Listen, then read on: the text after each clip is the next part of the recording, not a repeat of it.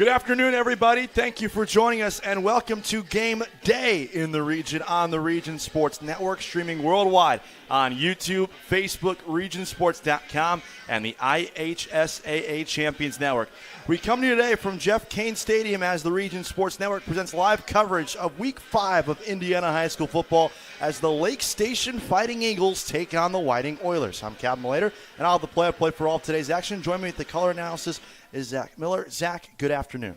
This could be called a one-pass big noon kickoff here today. Some might say no copyright needed. But, man, it's exciting, dude. We got a Saturday day football game here on the Region Sports Network. We don't get to do this very often. I'm as happy as can be to do this. You know, it's a GSSC matchup here, the first one of the season for the Lake Station Eagles. This is the second one for the Whiting Oilers. They're coming in. It's a big matchup, first one they're doing. So going to be a big rushing attack here. Looking forward to it, man. I'm excited. Now let's start with Lake Station. You mentioned the rushing attack we expect today. 3-1 on the season. Good start from them. They were on their first 3-0 start since the 1970s. They fall last week in a tough blowout fashion, but now they get the chance to bounce back here in their first conference game, and they have a three-headed monster in the backfield. Yes, they do. You're looking at starting quarterback David Parker, who has about a third of the yards. Oscar Alderson, their big back, 6 foot, 245. He's got about 600 rushing yards on the year. Then Caden McNeil, who has another third of it about. He's their more slimmer back. It's the three-headed monster in the backfield, and they're looking to run it all over the Oiler defense. We came up looking into the game. They have about 86% of their yards of the season thus far are on the ground. I mean, they're not going to make any mistake what they want to do in this game. They're not going to fool anybody. They're going to try and run it some more, and run it some more. 341.8 rushing yards a game through their first 4 games. Good luck. You know what's coming. Try to stop it is pretty much the mindset from Coach Coley and his staff. On the other side, Whiting 2-2. They did win their first conference game, and they're seeking their first 3-game winning streak since 2021. Another team that's going to be heavy on the ground. Yes, they have their quarterback Julian Maggirano. He's been running the ball decently. Another team, like you said, that hasn't been running the ball much, it's Kaysen Dunn. He's a receiver for them. When they do pass the ball, he's also their leading tackler. But the big guy that's going to be running the ball the most for them, excuse me as I look through my notes here, I apologize. Demetrio Lopez, he is the star of the show here for the Oilers. He has about 63% of their yards through rushing this whole season. He has been the star of the program. They run it, they give it to him every chance they get, and he's been able to carry them so far. Whiting 23 points a game on 176.5 rushing yards per game. The Oilers have won consecutive games. The conference opener against Hammond Bishop Noelbeck on September 5th, 28-7. Last week, 39-0 shutout victory over Calumet Christian. This is going to be a game in which if you can win the trenches, you can win this football game. But what other factors do you think will play a role in the outcome today? Well, I think as we talked about, these are two teams that are very much wanting to run the ball, right? So with that, these are two teams, as they practice all week, they know that they're trying to defend each other from running the ball. So who's going to be able to have the advantage when they inevitably do have to pass the ball? Who's going to be best equipped to do that?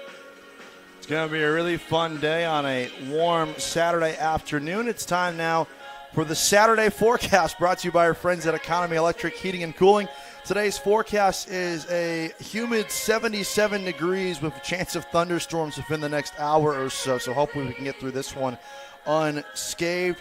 4-mile-per-hour winds out of the southwest, and the humidity at 63%. That's the Saturday afternoon forecast, brought to you by Economy Electric Heating and Cooling, keeping you cool in the summer and cozy in the winter. Force of habit, I wanted to say Friday night forecast. I know it's what we do here, man. It's always the Friday night forecast, but we get the great opportunity to go here on a Saturday afternoon and call a great football game. We see our great cameraman, Justin Coley's been panning through the whole outline here, this horizon, a beautiful scene here in Whiting. This is about one of the best fields you can play on here.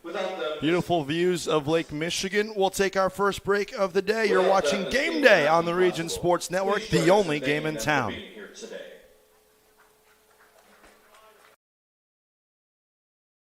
At Strachan Van Til, we believe grocery shopping should be simple. Now, shopping is easier than ever with our new and improved website. Find what you need fast. Browse your favorite products, add them to your cart, and check out in just a few quick steps. Choose between convenient in-store pickup or let us handle the heavy lifting. From our shelves to your doorstep, skip the lines, shop your way, and spend more time on what matters most. With our rewards program, enjoy incredible savings and personalized offers every time you shop. Shop online now at strachanvantil.com or download our app today. Hi, I'm Crowd Company's Lantern Man. If you're a contractor, it's my job to make your insurance coverage simple and affordable. Because I know time is money, I'll come to your business. Certificates and bonds are a snap. Wherever you are, whatever business you're in, we've got you covered. As Crowell Companies Lantern Man, I'm your insurance superhero. Crowell Companies, insurance professionals. Highland, Merrillville, and Michigan City.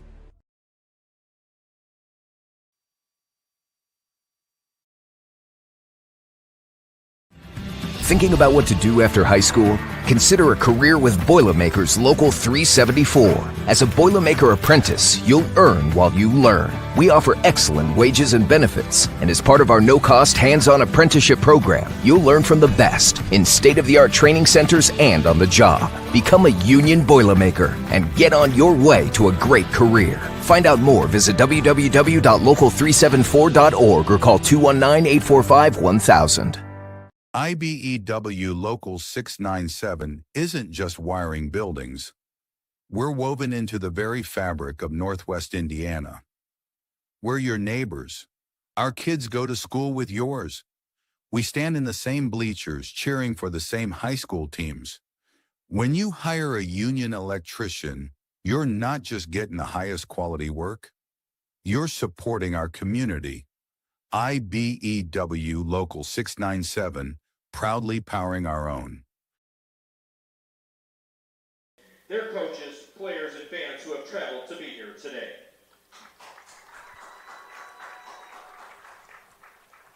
Welcome back. Team's getting set to take the field. We'll hand it over now to our public address announcer. Get on your feet and make some noise for your Whiting Oilers!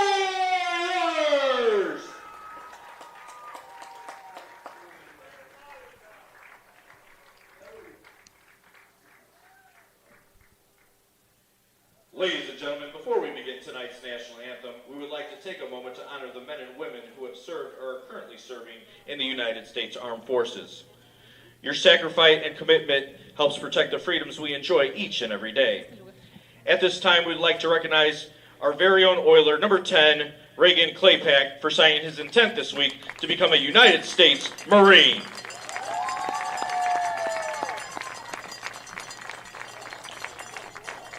We invite all veterans and active duty military members in attendance to please stand so that we may recognize them and thank you for your service.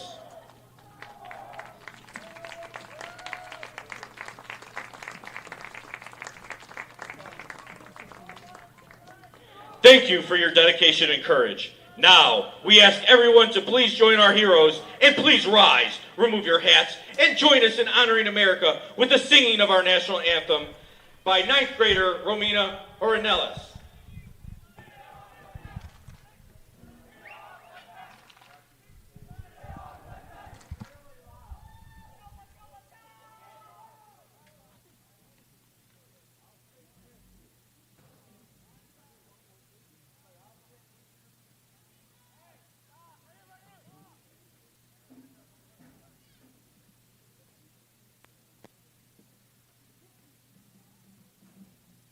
Oh, say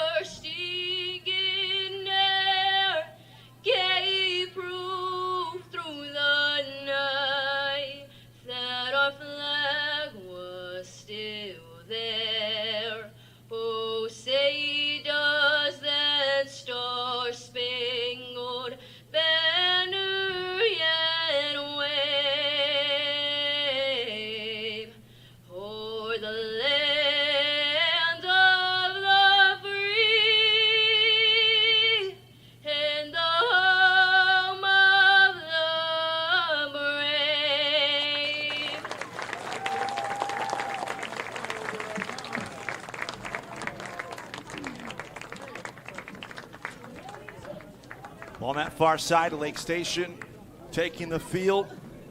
Filing into the giant helmet, the Whiting Oilers. 2-2 on the year, trying to get back above 500, and here they come.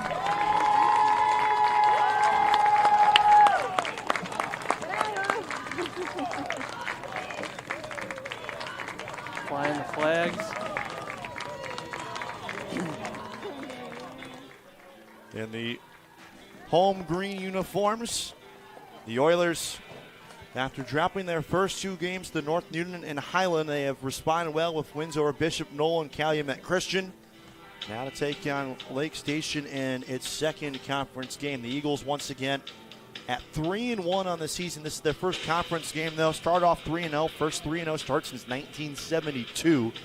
They have a chance here, and I know it's still early, but for 4 games, a 3-1 record, they have a chance to get above 500, Zach, on the season and finish with an above 500 record for the first time in 27 years. First time in 27 years. Mostly uncharted territory for the Eagles here, but I'll tell you what, this is a team that's well equipped for it. They run the ball incredibly well. I mean, in the first 3 games, they only allowed like 35, 36 points combined. I mean, last week was a little tough for them against West Central, but this is a big chance for them to come back strong in their first game in conference against a good Whiting team. I mean, this should be fun. Captains lining up here for the coin toss. And to your point, the most points they had allowed prior to the loss last week at home to West Central was 24 against Bowman Academy week 3. It's a really good defensive team. And for a team that runs as much as they do over the course of the high school football season, is that sustainable, what Lake Station, I should say, has done over these first 4 games? I mean, I think it's sustainable to the point where if they play the way they want to play. I mean, you know, against the game in West Central, they weren't able to get the running game off as well as they wanted to, and therefore they didn't get it what they wanted as much.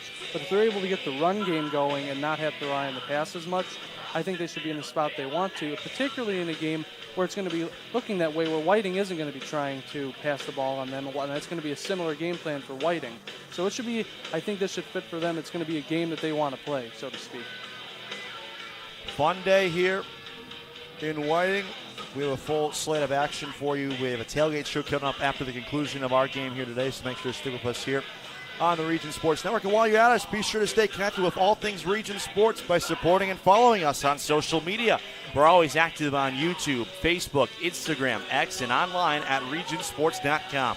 Celebrating over 25 years, we're proud to still be the only game in town. The only game in town, indeed. I like this Whiting. They have like a half circle here formed up here on the 50-yard line while they're doing the coin toss here. I like this. I haven't seen it before.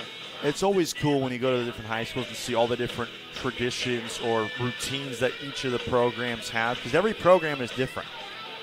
And every team is different as well, comparatively to the far sideline, which Lake Station players look like they're just ready to go to battle right now on that far side. Yep, and particularly Whiting. It's a town that's, if there's a word you want to use to describe Whiting in general, it's a city of tradition. You know, it's a city of history. They're very storied, but they take a lot of pride in their tradition and their history. So, I mean, there's a couple things we saw. They came out through the helmet earlier. They were doing a lot of things in the beginning when they were stretching and warming up. I mean, there's done a couple things here we haven't even kicked off yet. Will receive the kickoff. Lake Station are led by head coach Glenn Gully.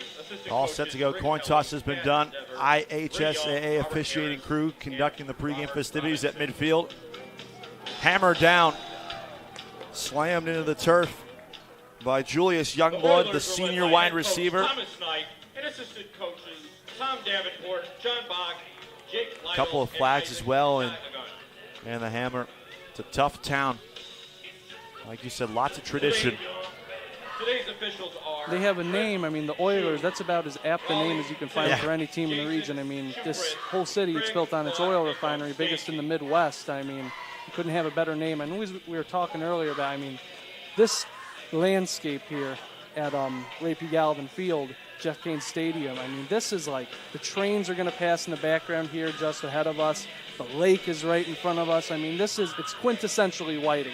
This is as good as it gets for a stadium anywhere in Northwest Indiana, and really, in my opinion, anywhere you can find a high school football.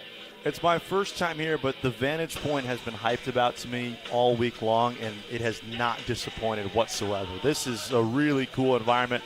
for high school football. We got a good game on tap as we're all set to go. This is a Quintel kickoff. This kickoff and all kickoffs are presented by Quintel Incorporated.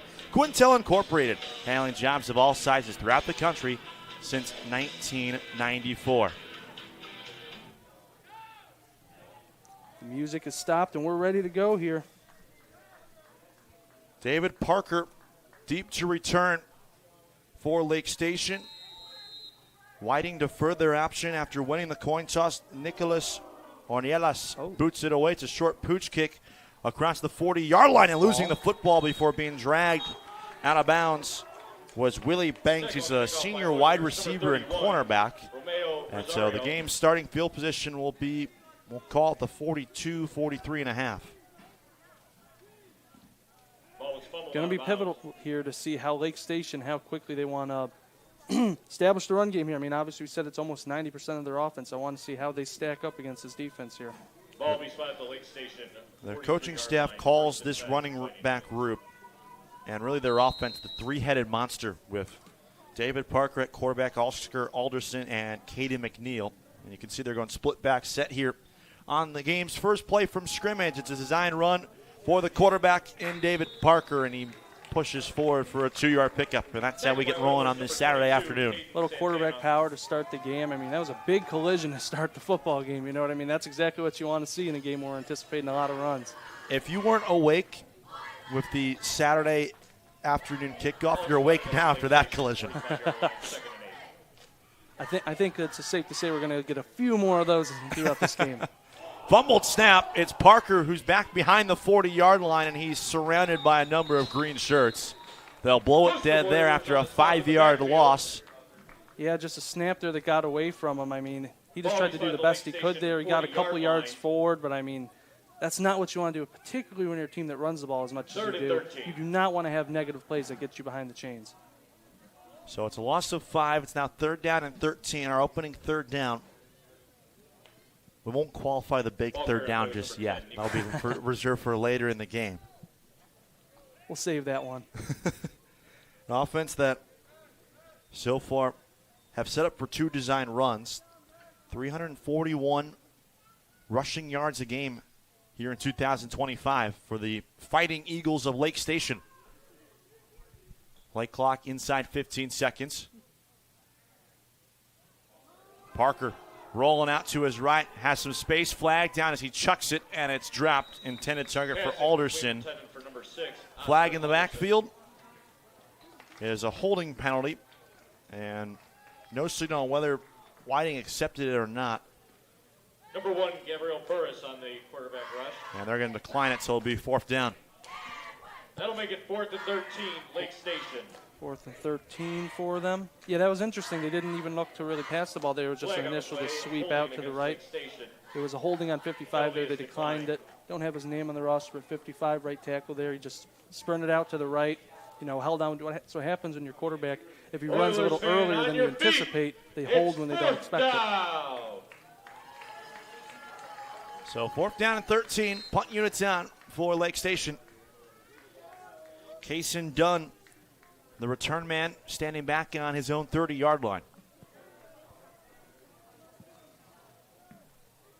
A boot of the foot from Israel Gomez is a short one. It takes a hop towards the far sideline, and it will be down at the 30. So for the first time today, we'll see the Whiting Oiler offense led by their quarterback in Julian Madrano. Quarterback, sophomore, first season, 5 passing touchdowns to 4 interceptions, which that's part of the adjustment period into making that hop up to the varsity level.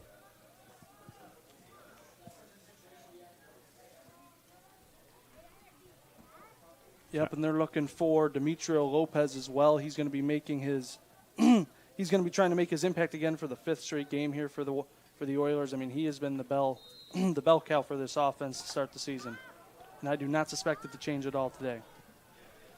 From the 30, here's 1st and 10. Burris goes in motion. High snap collected. It's Lopez.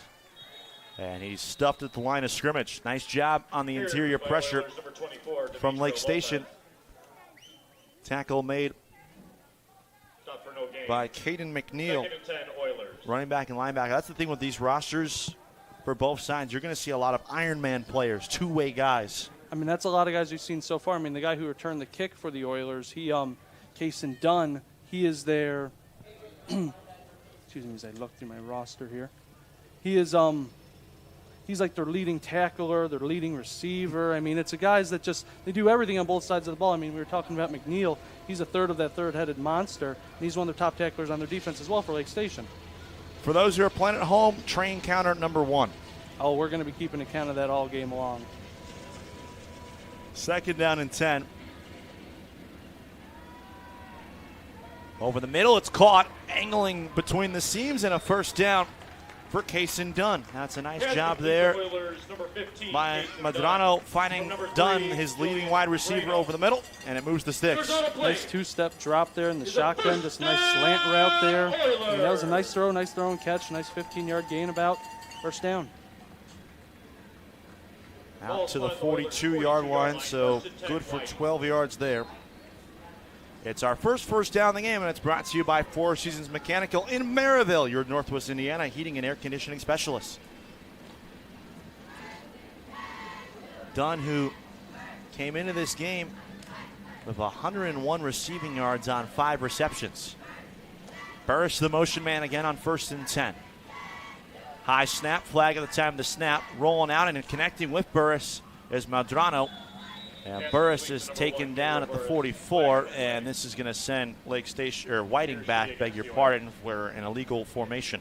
Yep, when you see that flag come up right as the play starts, that usually means something happened pre-snap and it's that formation. So back them up 5 yards.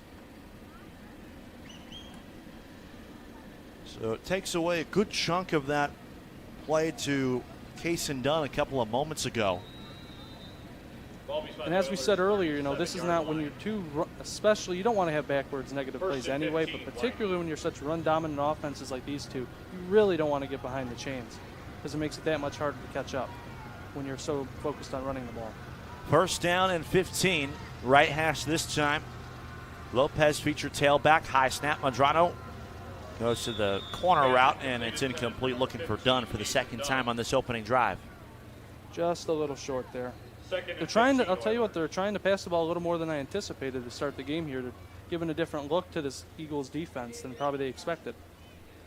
It's a team that came into this football game with just 48.8 passing yards a game.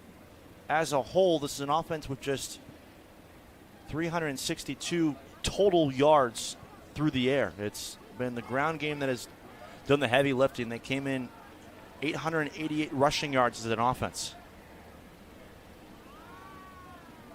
2nd down and 15. Madrano again back to pass under duress, rolling out, and he's going to go down.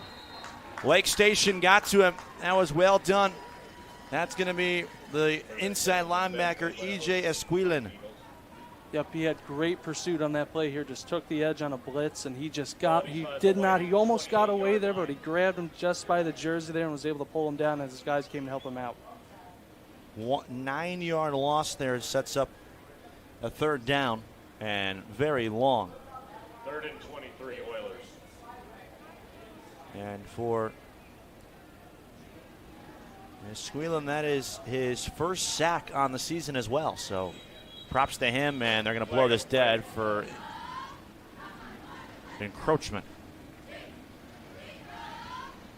Encroachment against Lake Station.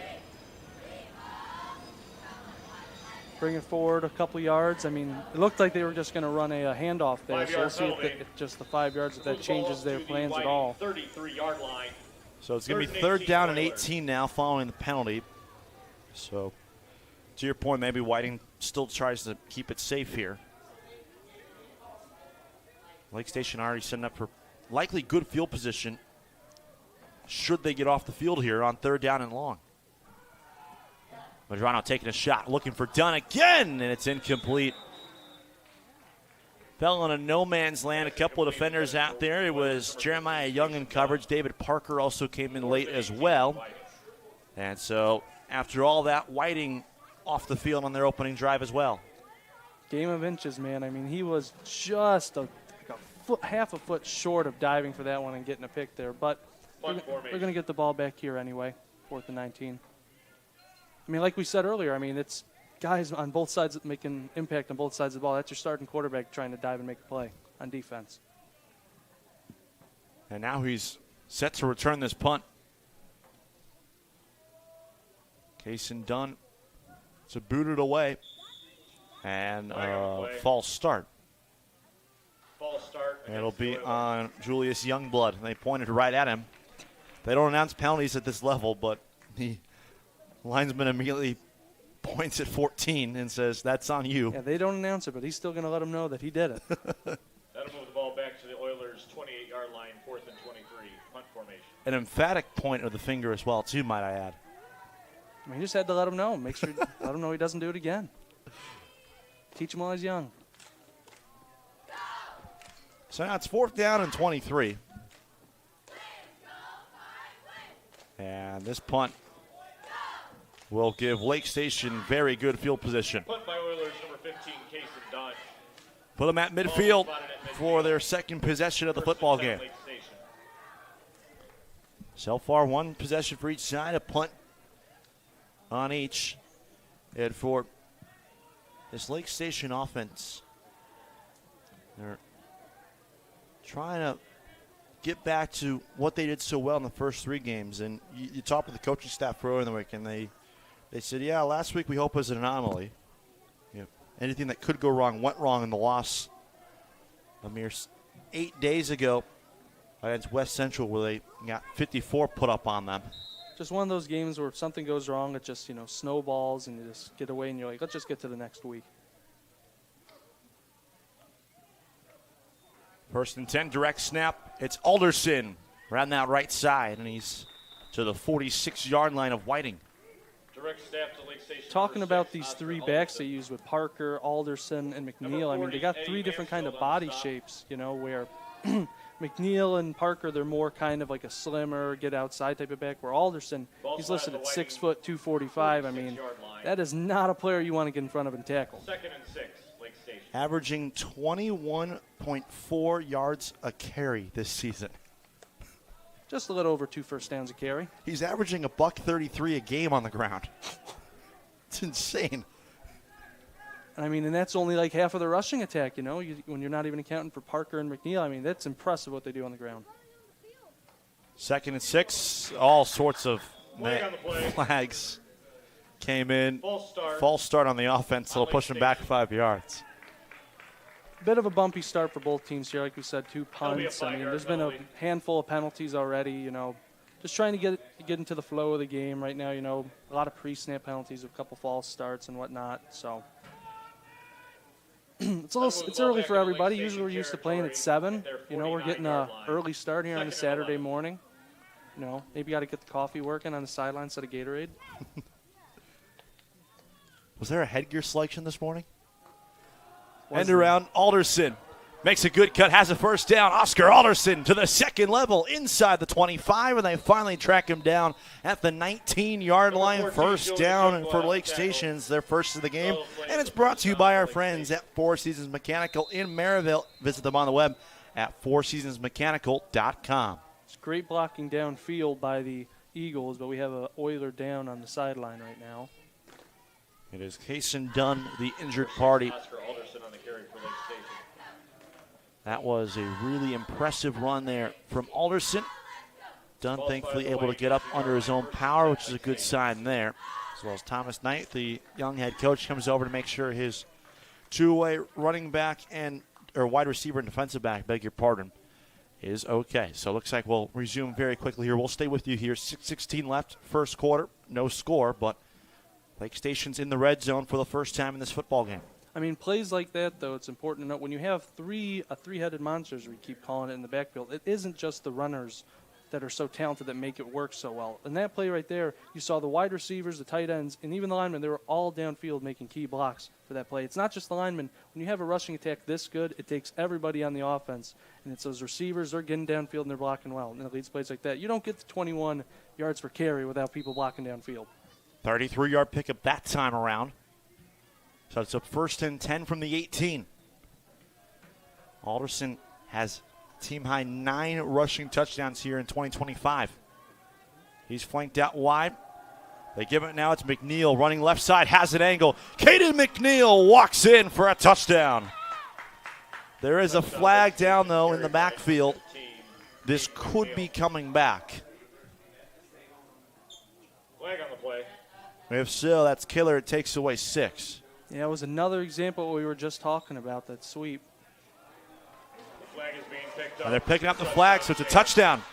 Picked up the flag, touchdown Eagles. I mean, it was a great little sweep counter play. Once again, number 28 for the Eagles, Harry Vargas. He was out there as a receiver. I mean, he made a great block to get him into the end zone there for the final stretcher. He got the first down just by himself in the blocking, but it's Vargas in that blocking on the perimeter with your wide receivers. That's what sets you to get those huge runs. It's McNeil's 4th rushing touchdown on the season. His 5th overall, and they're going for 2 here. It's Parker, empty set. Once again, on another end around looking for Alderson. Shimmies off 1 tackle, breaks a 2nd one, but can't escape the 3rd. And so it's an unsuccessful 2-point try, but it's 6-0 in favor of Lake Station. You're watching Game Day in the Region on the Region Sports Network, the only game in town.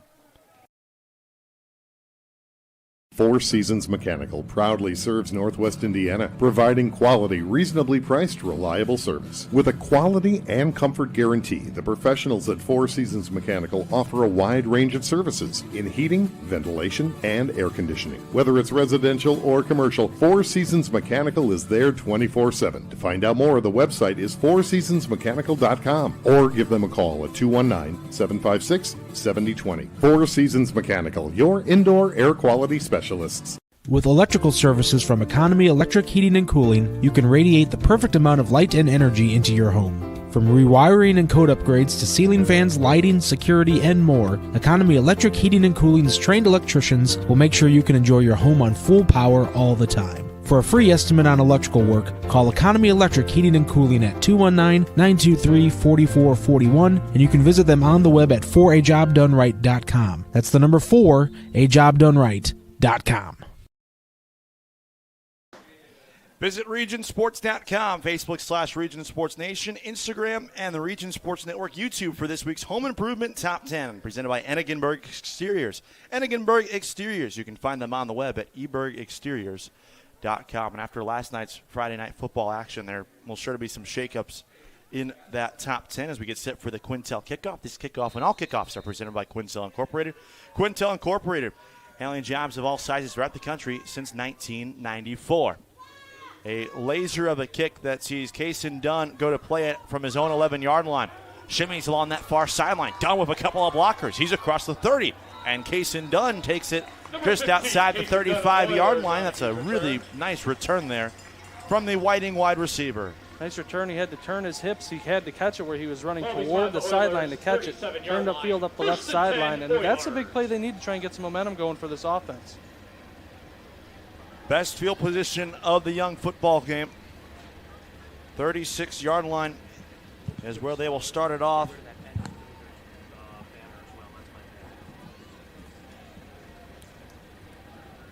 And after the fact, there's a penalty on the play. I didn't see a flag originally. And they're going to call a delayed block in the back. So that was something that our sports director, Mike Dewan, and I saw a bunch last night at the Chesterton-Valpo game. A couple of those calls actually really changed the course of that football game. So after the block in the back, he'll send the line of scrimmage back to the 15-yard line. It'll be first down and 10 for Whiting. Well, let's act like that return didn't happen then. Pretty much. It was a great effort, though. Point still stands. Dunn's a playmaker. He's doing it all 3 levels. It's what they need.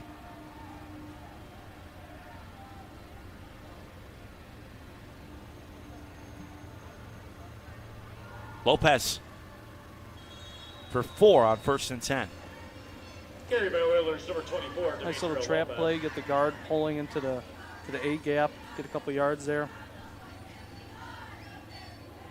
It's a team that running back heavy and running focus. Both these teams are.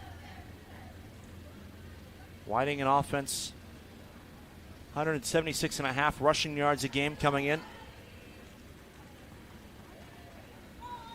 They've got some beef on that offensive line there for Whiting. I mean, looking at some of the guys, Shakur Parker, 5'10", 329. Sean Steele, 6'3", 359. Noah Cantu, 6 foot, 328. I mean, there's some big boys on that offensive line. Lopez cuts it off left tackle, and he'll be taken down after a minimal pickup. Looks like it's about a yard on that far side. Here comes the first third down. That was Anthony Harris making the tackle there for the Eagles. He leads the Eagles in tackles. He also leads them in tackles for loss with 8 coming into the game. He's their playmaker on defense. And that's I want to say like the second or third big play he's made already to start this game for him. I mean, he's the big X factor for them if they're trying to shut down this run game, and particularly in between the tackles there, they're going to have to meet him and block him there. It's a defense that so far this season has allowed the fewest points of any Greater South Shore North Division team. That one goes off the hands of the open Cason Dunn, and it appears we'll have a second 3 and out here for Whiting.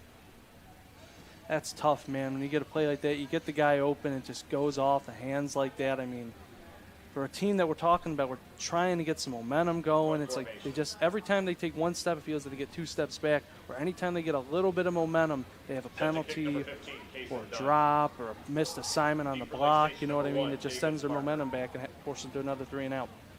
Self-inflicted wounds. Who can commit fewer of those? Likely the winner of the football game. Miscommunication from Whiting, I believe, on how many players they had on the field. They had to bring Jaden Dondell off the bench. And with the play clock winding down, Whiting burns their first timeout. So will we. You're watching Game Day on the Region Sports Network, the only game in town. Four Seasons Mechanical proudly serves Northwest Indiana, providing quality, reasonably priced, reliable service. With a quality and comfort guarantee, the professionals at Four Seasons Mechanical offer a wide range of services in heating, ventilation, and air conditioning. Whether it's residential or commercial, Four Seasons Mechanical is there 24/7. To find out more, the website is fourseasonsmechanical.com or give them a call at 219-756-7020. Four Seasons Mechanical, your indoor air quality specialist. Check out the IBEW Local 697 electrifying plays for this week's football action. Visit regionsports.com, Facebook/Region Sports Nation, or on Instagram. The electrifying plays presented by IBEW Local 697. IBEW Local 697, the electrical professionals. We're getting set for a second punt here from Whiting following their first time out. They had 12 guys on the field, so Thomas Knight burns his first of 3 of this opening half, 4:27 to go. And the home-sided Oilers chasing 6. Cason Dunn's punt nearly blocked. His best one of the day, though. Parker will take it from across midfield, and David Parker lowers his shoulder to the 35-yard line. Oilers on a stop. Strong north-south return there. I'll tell you what, number 6, Oscar Alderson, he almost got back there and blocked the kick. It's part of that 3-headed monster there. I mean, one almost got the block, but the other one, the quarterback gets it, takes it up for a couple yards. A 16, 17-yard return, all things said and done there from the starting quarterback who's on punt return. Yeah, you heard me right.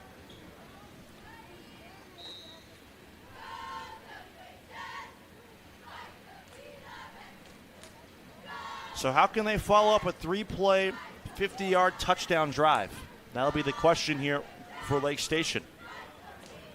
It was quick and efficient. It's another direct snap to Caden McNeil at the touchdown on the last drive, and he gets pile drilled into the ground at the 27-yard line. 15-on-15 action. Number 15, Caden McNeil takes it up, and then number 15, Cason Dunn. I mean, 2 names that we probably called more than anybody so far this game. Just meet him right there, 7-yard game. 7-yard on 1st and 10. McNeil, who is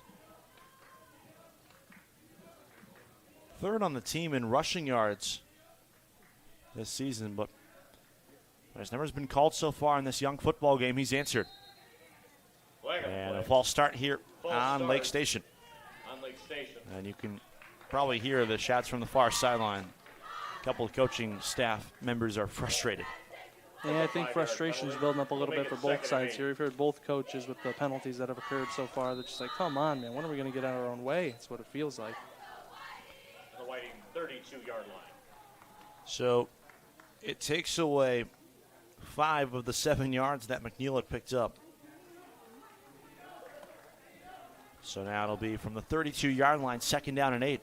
Low snap, Parker picks it up. Option look here, cuts it back inside. That's a good move there from the quarterback. He makes up all the penalty yardage plus 1, and it'll be 3rd and short.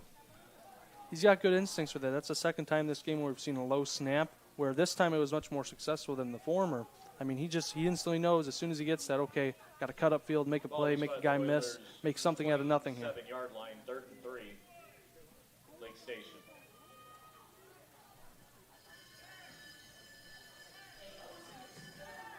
Five-yard pickup. Here comes 3rd and short. Need to get it to the 25. They're on the 27. Parker again on the quarterback keeper. And he will drive forward to the line to gain. And it looks like they're going to spot it 1st down. Yes, they will. That 1st down is brought to you by Four Seasons Mechanical in Maryville, your Northwest Indiana heating and air conditioning specialists. Tell you what, it's not quite the quarterback sneak formation with everyone tight, but I'll tell you what, he wears the same jersey number as Jalen Hurts. Feels like when they get in that, 3rd and short, 4th and short, they know what they want to do when they get there. Let's get the ball to Parker, get the ball to Alderson, just move it forward. You know what's coming, try to stop it. Split backs again. On 1st and 10. Direct snap, McNeil. Blockers out in front. Caden McNeil gets the edge. Flag down as he is taken down by Dunn inside the 20.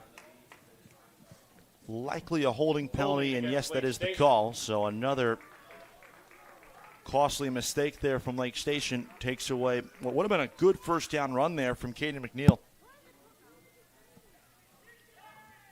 I like the creativity. They tried to fool him there. They got the direct snap to Alderson. Parker moved out a little early, became a lead blocker. That's what you need in an offense like this where you're so run dominant. You got to find different ways, give them different looks to try and get the same result. So the penalty sends him back to the 35, which was the original line of scrimmage when the drive began. I think we've had to say that a couple times thus far. Net neutral. Hard to do that. They have only thrown it one time. Parker around that right side, breaks off right tackle, has a hole. David Parker in the clear. Touchdown, Lake Station. What a run by Parker. I mean, he gets his lead blocker, number 69, pushes him ahead, says, go get that guy for me. You know what, I'll just take care of the rest. Use my speed, use my elusiveness, get to the outside with that quarterback power. Come and get me. So what for net neutral? Yeah, right. They just say, back us up a little bit more. I can get more yards if I run it again. Back me up 10 yards. It means I get 10 more yards on the rush.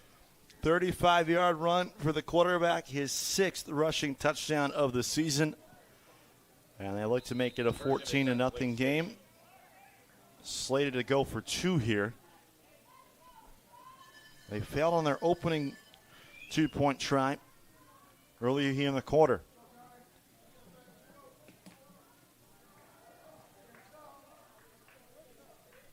Spread out here.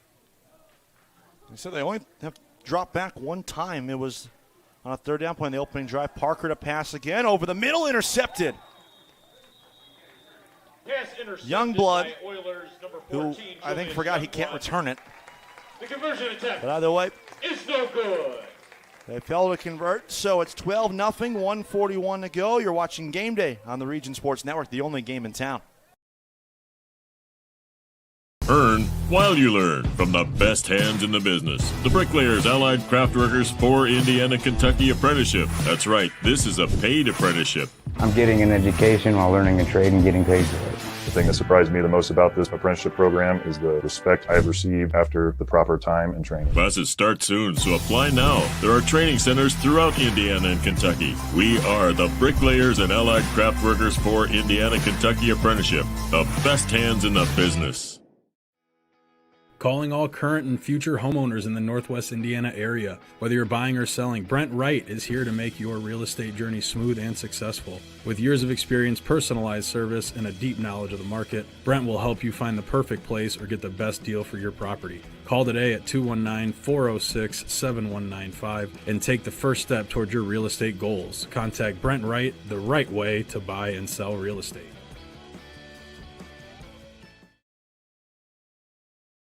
This is a Quintel kickoff. This kickoff and all kickoffs are presented by Quintel Incorporated. Handling jobs of all sizes throughout the country since 1994. Laser that rattles off the hands of Reagan Klopek, and he will fall down. Number 10, Reagan Klopek. Shy of the 40. Tell you what, they pick different spots where they want to kick the ball. They're trying to catch him off guard every time. There it feels like one time it's like 30-yard squib kick to the left. Another time it's like 10 yards directly to the right. I mean, it's hard to account for, you know. I mean, Tennessee had to make a very quick reaction and just get on top of the ball, make sure they didn't get it. Right now, we'd like to recognize trying to catch him sleeping. Arnie's Hot Dogs Dog of the Week. This week's Arnie's Dog of the Week for Whiting. PA announcer talking about Arnie's. Tell you what, big-time favorite, whether it's in Whiting or Munster. No sponsor, but man. Cheese, chili, grilled onions, sweet peppers, and relish. We have someone in here who could probably help make that work for you. High snap. Medrano over the middle. It's caught. It'll be a first down for Burris, or a good pass complete to Oilers. completion on first down, beg your pardon. His first catch of the day. That's what you need to do to get this offense rolling. You know, you do a little boot action, get him rolling out to the right. 2nd and 2, Oilers. Get Gabriel Burris, get him the ball in movement. You know, that's what you want to do, get the rhythm going for this offense where, you know, it's been a lot of like, oh, you get like 8 yards, but then you get a false start, then you back it up, and you get an illegal formation. You know, if you just get a couple plays there, 6-7 yards at a time, you know, a little boot action, get your offense running in good momentum. Set myself up for that one. You did. That was Burris' just third catch of the season. Lopez, good blocking out in front, has the first down. Climbs inside the Lake Station 45. That's a good second down run. It's the first down of the game for the Whiting offense. And it's another Four Seasons Mechanical first down brought to you by our friends at Four Seasons Mechanical in Maryville. Visit them on the web at fourseasonsmechanical.com. It's runs like that to show you how he has so many yards on the season. I mean, he made like 3 or 4 cuts in that one motion there. Very hard to get down. From the plus 42, here's 1st and 10 over the middle. A nice catch. Dunn high points it with a flag down right near the line of gain. He was blanketed by Jeremiah Young. And I believe this is going to be on Lake Station. That didn't matter for him. He said, "Go." He said, "Just throw it up there. I'll go up there and get it." Big time catch.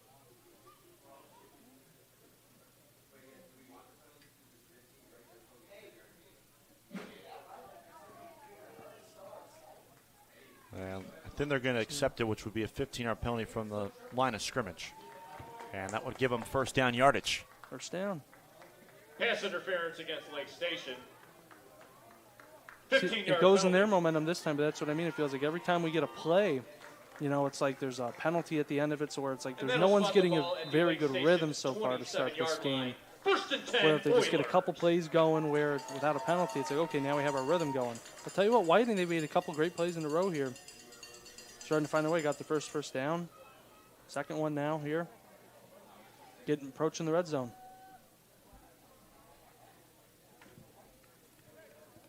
They're just going to let the clock run out here to the second quarter here. Might as well. So, good first quarter, though, for Lake Station. And that's the end of the first quarter. With 2 touchdown drives on their last 2 possessions, including 2 long touchdown runs. However, Whiting is driving through 1, 12-0 Lake Station on game day in the region, on the Region Sports Network. This week's Arnie's Dog of the Week. When it comes to your money, you deserve more than just numbers on a page. You deserve someone who sees the full picture. Meet Mark Machnick, one of Northwest Indiana's most trusted accounting professionals.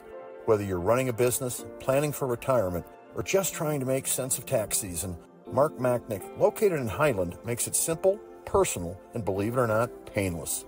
Contact Mark and his team today at 219-595-5290. Mark Machnick, CPA.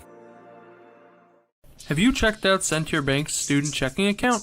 This no-fee checking account is perfect for students and teens ages 14 to 24 and comes with all the features you need to succeed, such as a debit card, digital banking, and automatic deposit. Sentier Bank can help you start establishing good spending habits today for your better tomorrow. For more information, visit Sentier.com/student-checking or visit your local branch. If you are under the age of 18, your parent or guardian must also sign on the Sentier student checking account. At the age of 25, your account will automatically convert to the Sentier checking account. You must deposit $25 to open this account. This account is not eligible for overdraft advantage. Member FDIC. Follow all of today's and this weekend's Region football scores live on the Hometown Scoreboard, streaming on youtube.com/Region Sports, facebook.com/Region Sports, and regionsports.com, courtesy of your neighborhood Strachan Van Til, your favorite Indiana-made grocery store.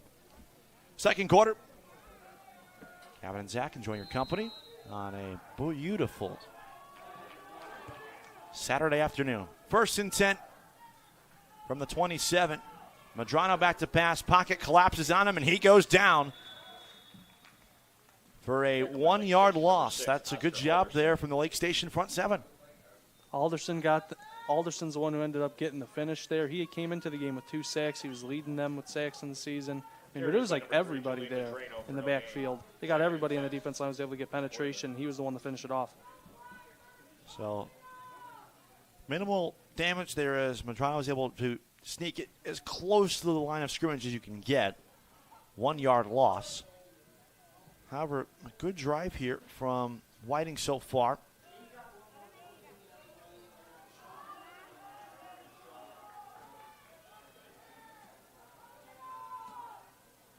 Second and 11. Medrano.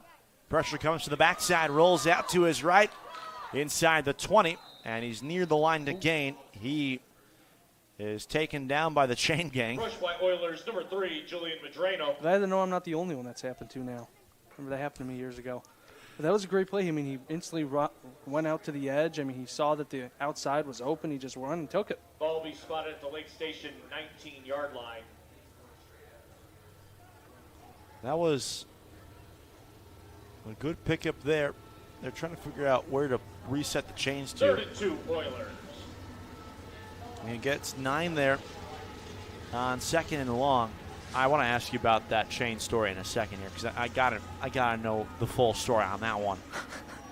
That's too good not to tell. That, and that's our, second train of the game right now, too?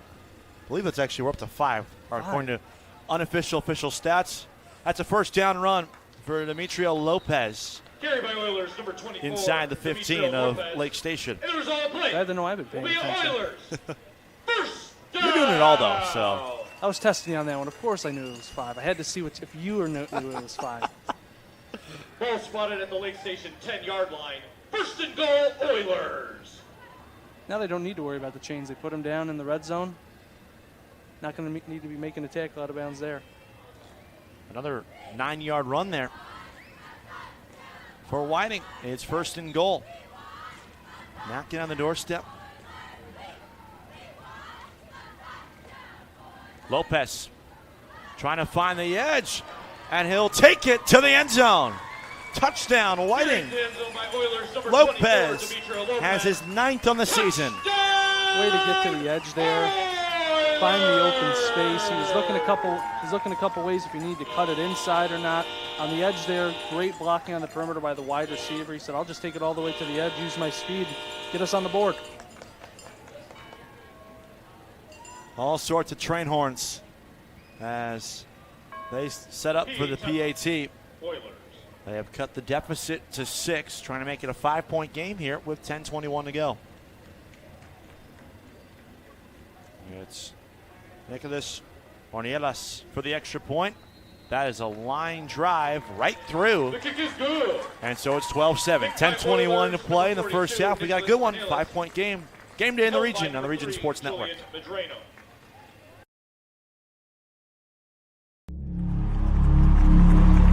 Some see a wrestling match. We see a 6-minute lesson in grit.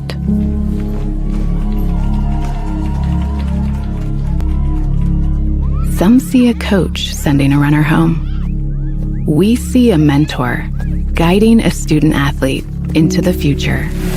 proud to keep education in front of athletics since 1903. Flip the switch, a light turns on. Press the button, machines and instruments come to life. Touch the screen, communicate with the world. Simple tasks, guaranteed results, every second of every day. That's the power of power. And that's the power brought to you by the NECA contractors and electrical workers of Local 531.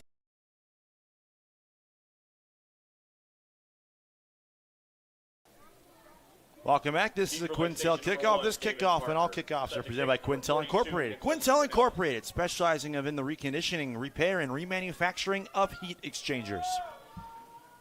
So a nice sustained touchdown drive there from Whiting. 7 plays. And they go 62 yards. Low-hanging kick hangs up there for Oscar Alderson. Alderson with a pocket of space, but it closes quickly as he's to the 41-yard line on the minus side of the field. As you're watching Game Day in the region on the Region Sports Network. Proud to be the only game in town. Here's drive number 4 for the Lake Station offense. This is, believe it or not, their worst starting field position of the game, and it's still on the 41 on their side of the field. You'll take that most days of the week. Yeah, I think you'll take your worst being just 10 yards away from midfield. I mean, and on that return there, Alderson, it took 3 guys to get him down. I mean, that's how it's been all game. They just, I mean, it's just like arm. You need more than an arm tap. You need like half the team just to get him down. Low snap, Parker on a pitch out there to McNeil. Stiff arms the defender. McNeil bursts through the middle and has a first down. Nice little speed option there. Waited to the last second to pitch it out to him. Had a little stiff arm to get the extra yards for the first down. So the carry by number 15, Kate McNeil. All the way down to the Whiting 46. Ball be spot at the Whiting 46-yard line. 1st and 10, Lake Station. It's an intimidating look for that Whiting defense when you see that we keep calling them that 3-headed monster, and then you just have that split back formation where you just got to see the 3 of them lined up right there. You just don't know where it's going to go. It's tough to stop. This is another first down brought to you by Four Seasons Mechanical in Maryville, your Northwest Indiana heating and air conditioning specialist. Fumbled snap and diving on it, Alderson to keep possession, but they're back on the wrong side of the field.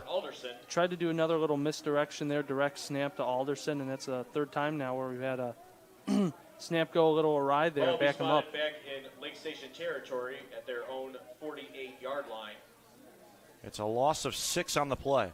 2nd and 15, Lake Station. As we said earlier, though, I mean, from how they want it, they don't mind being backed up a little bit if they figure, hey, we can just get a little more yards. Inside 9 minutes till half. So far, Lake Station has put up consecutive touchdown drives. End around on the reverse. It's Alderson. Stiff arm. Flag on the play is Alderson. Flag on the play. Ankle grab. Tackle by number 15, Kason Dunn. By Dunn. Ball carries number 6. And we will check the marker, and this is coming back. Flag is on. Holding on the edge there. It's hard when you have those end around plays there. You just got to wait and have your blocks develop there. And if it's like, oh, it feels almost too good to be true sometimes, you get the guy just when the defender's trying to disengage and get to the guy on the edge there. And if you don't let go of that block in just enough time, you're going to get that holding call every time. It's so easy to see when it's on the edge there. For those who may not play football, how hard is it to truly wait to set up that block? You really just want to – it's so difficult because you're like, oh, I just want to keep on this guy and do the best block possible I can. But that guy, he comes around, it's like, oh, can you get around that corner just a little bit so I can get rid of this block? And then it's like, he makes a little move in the back or something, make a guy miss. It's like, then he's there finally after you hold, and it's like, oh, my goodness, if you're just there half a second sooner, a step sooner, wouldn't have got it called. So now it's 2nd and 25 following the holding penalty. They're now beyond where their drive started on the 41. They're at the 38. Misdirection. Parker on a keeper. One man to beat. He turns the corner. Parker across midfield. He's inside the 40, and Parker lowers his shoulder right near the line to gain. They're going to give him the first down. First down. I mean, this is what they want. They're like, you know what, just keep backing us up because, you know what, I want to get 25 yards on a 2nd 25 run here. Got them right where we want them. I'd rather have a 25-yard run than a 15-yard run. What do you want? Man, I would kill for that in real life. That's video game-esque right there from David Parker. It's another Four Seasons Mechanical first down, brought to you by our friends at Four Seasons Mechanical in Maryville. Visit them on the web at fourseasonsmechanical.com. These days, I think I'd settle for a 1.5-yard run on the 15. I'm with you on that. You've seen the challenge where it's like they ask NFL and high-level college players, could the average person get a yard? Oh, my goodness. Could I get up is the question.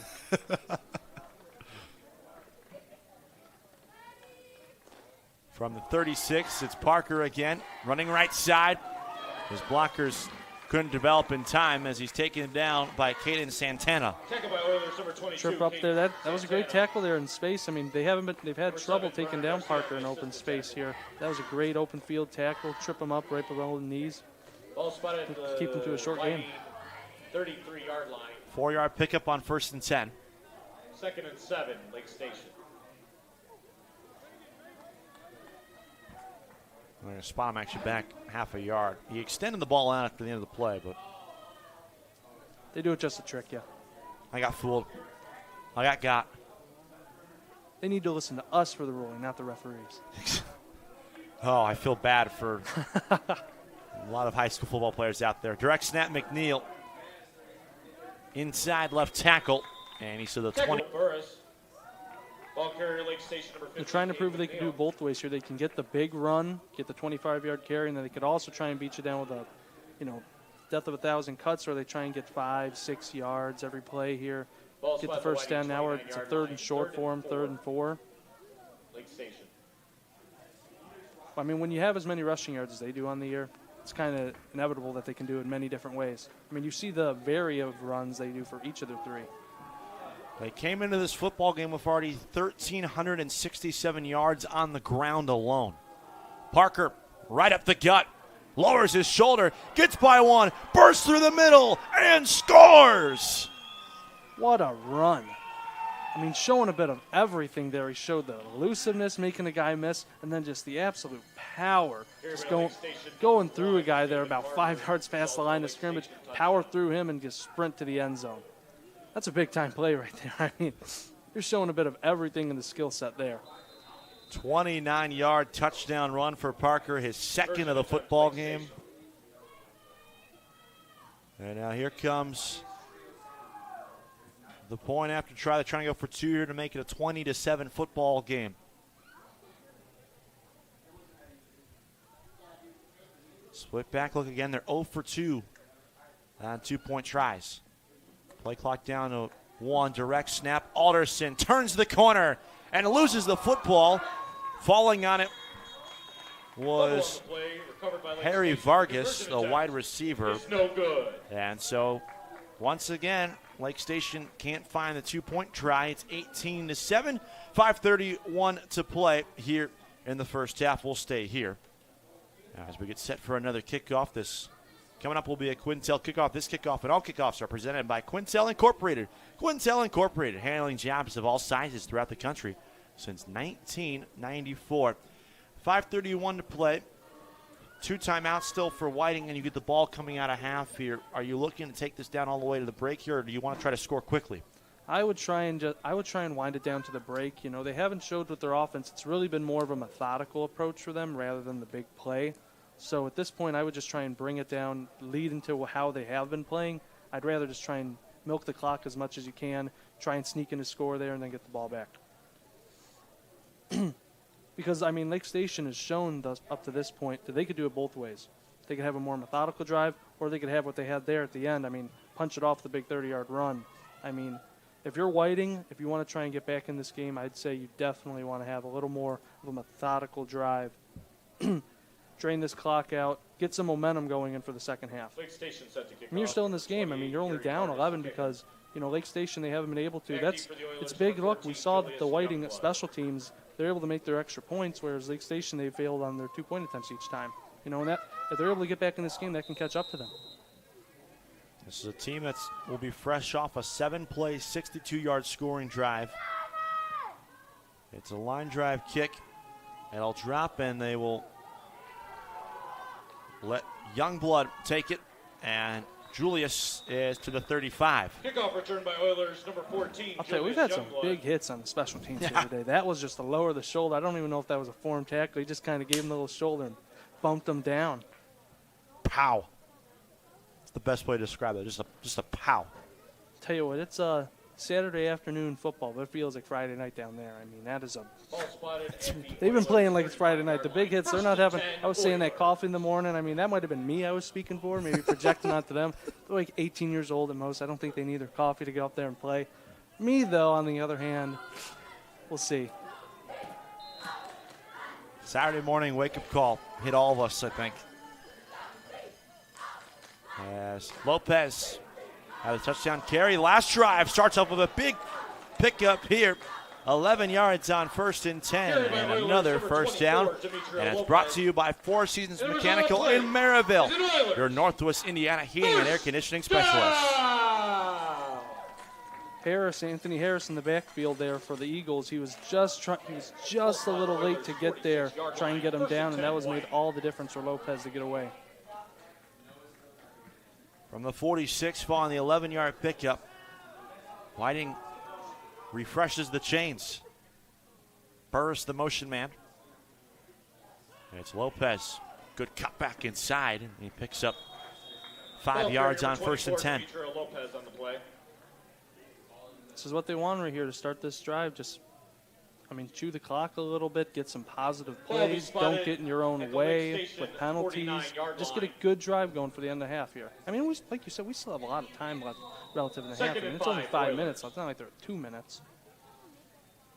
And timeout here. Whiting check that Lake Station will burn their first timeout of the half. So will we. You're watching Game Day in the Region on the Region Sports Network, the only game in town.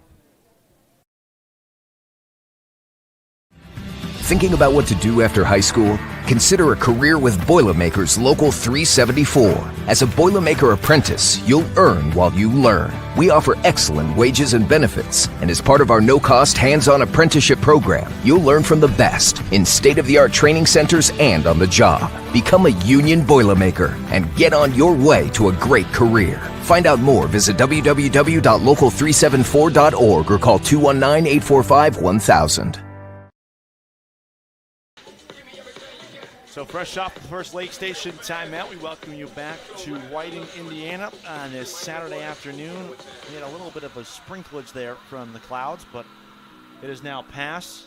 2nd down and 5, Whiting driving down 18-7 to the Lake Station Fighting Eagles. Fun mascot matchup here. Yes, I'll tell you what, there was one time we went to Lake Station for the basketball, and they had the biggest eagle I think I ever seen. Drawn on a pass, and it's intercepted. This is Willie Banks coming back the other way, and Willie Banks is to the Whiting 48. I think it may have been a little bit of miscommunication there between Dunn and the quarterback, because they ran that similar concept earlier in the game where they ran that slant pattern with Dunn where he was able to cut in front of him, but he seemed to run more of a post pattern there, and then Banks was just able to cut in front of him and make a great play on the ball for the interception. It's the first ball spot at the Oilers' 48-yard line. Interception on the season.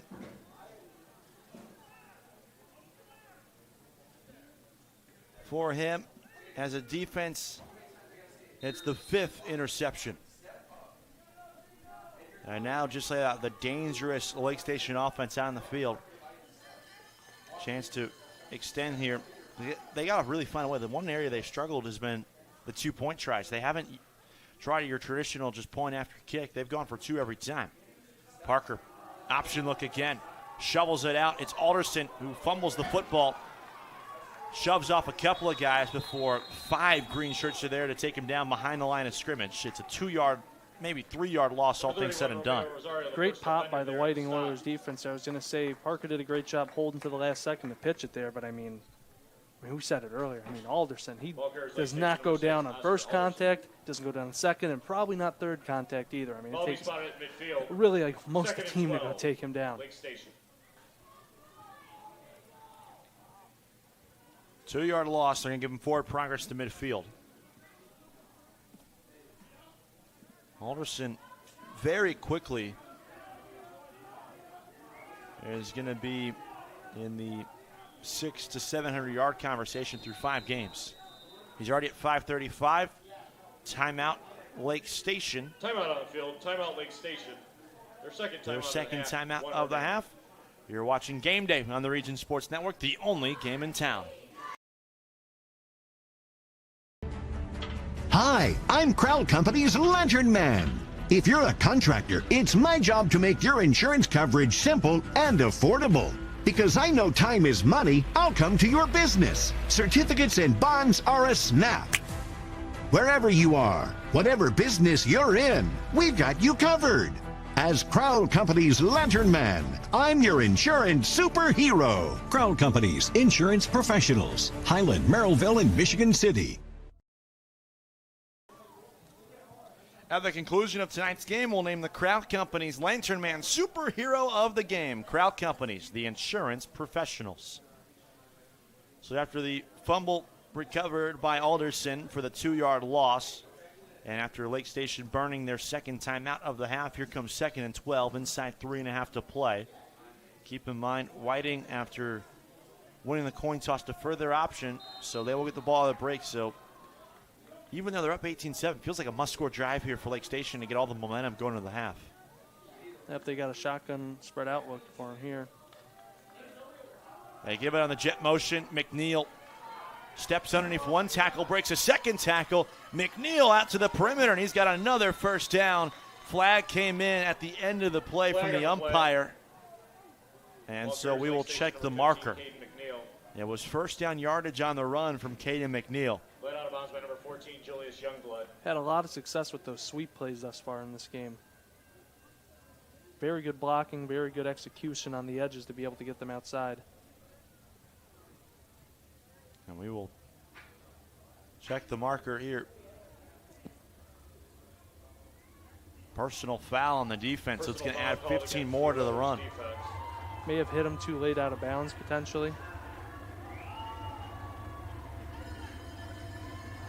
Regardless, it puts the Fighting Eagles in great position again. I mean, this is another possession where they started right around the 50-yard line. I mean, they haven't had a bad starting field position yet in this game, and they've taken advantage of it.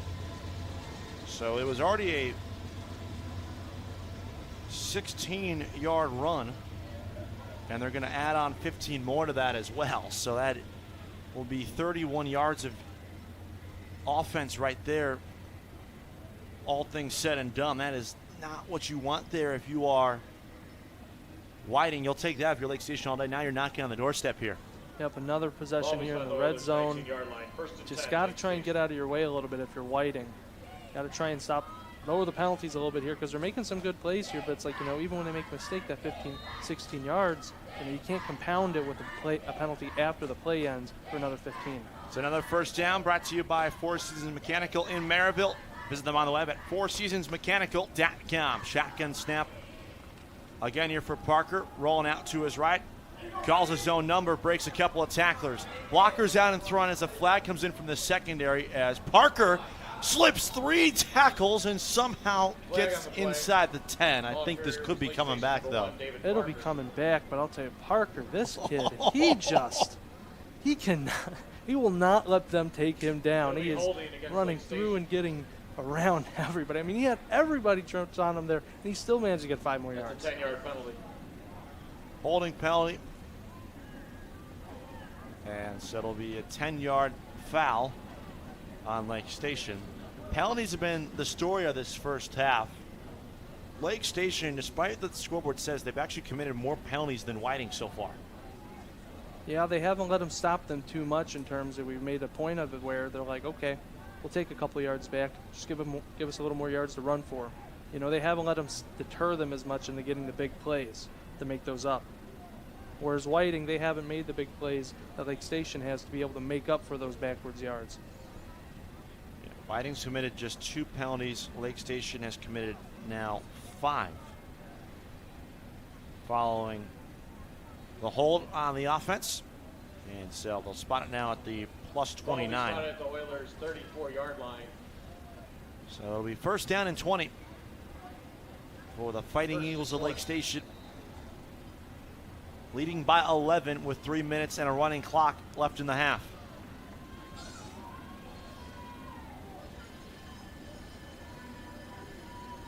Looking down at their play sheets, seeing what play they're going to do.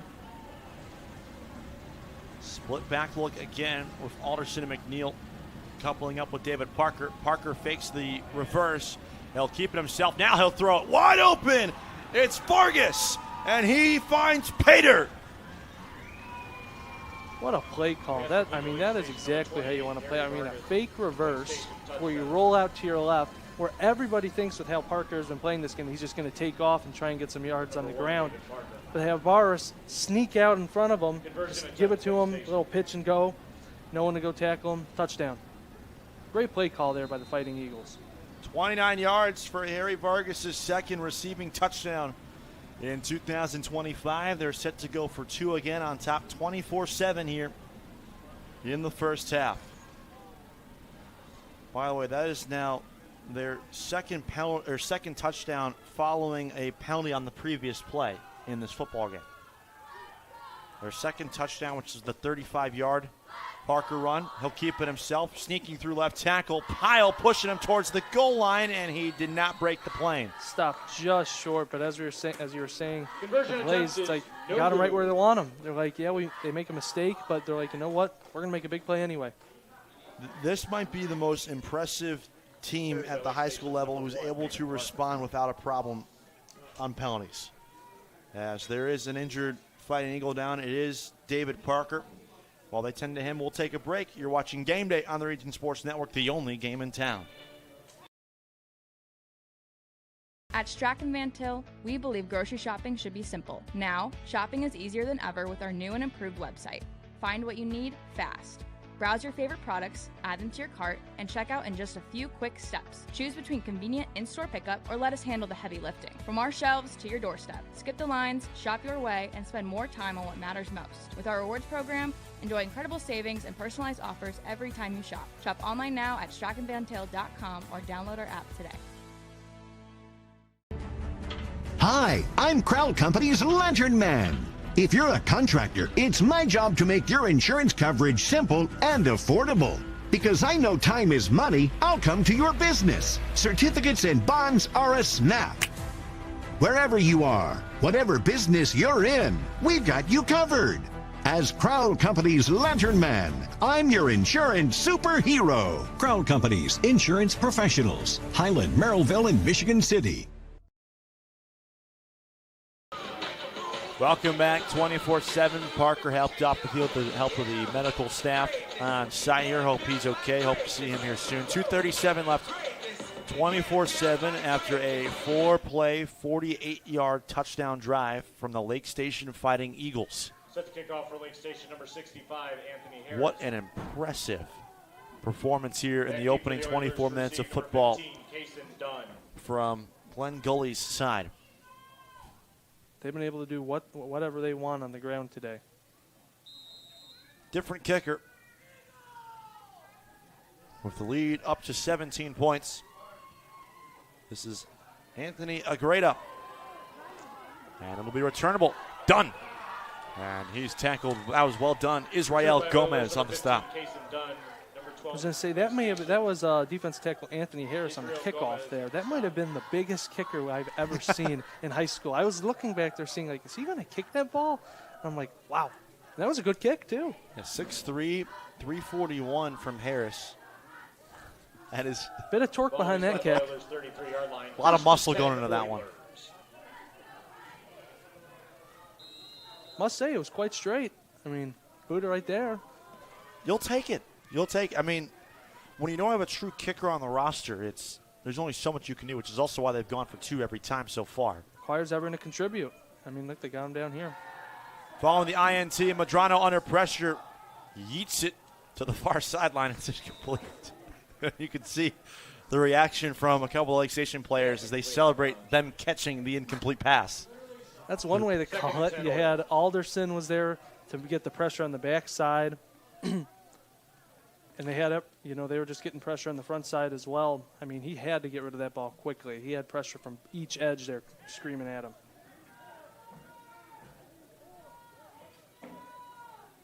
It's important that they try and get something going here, Whiting.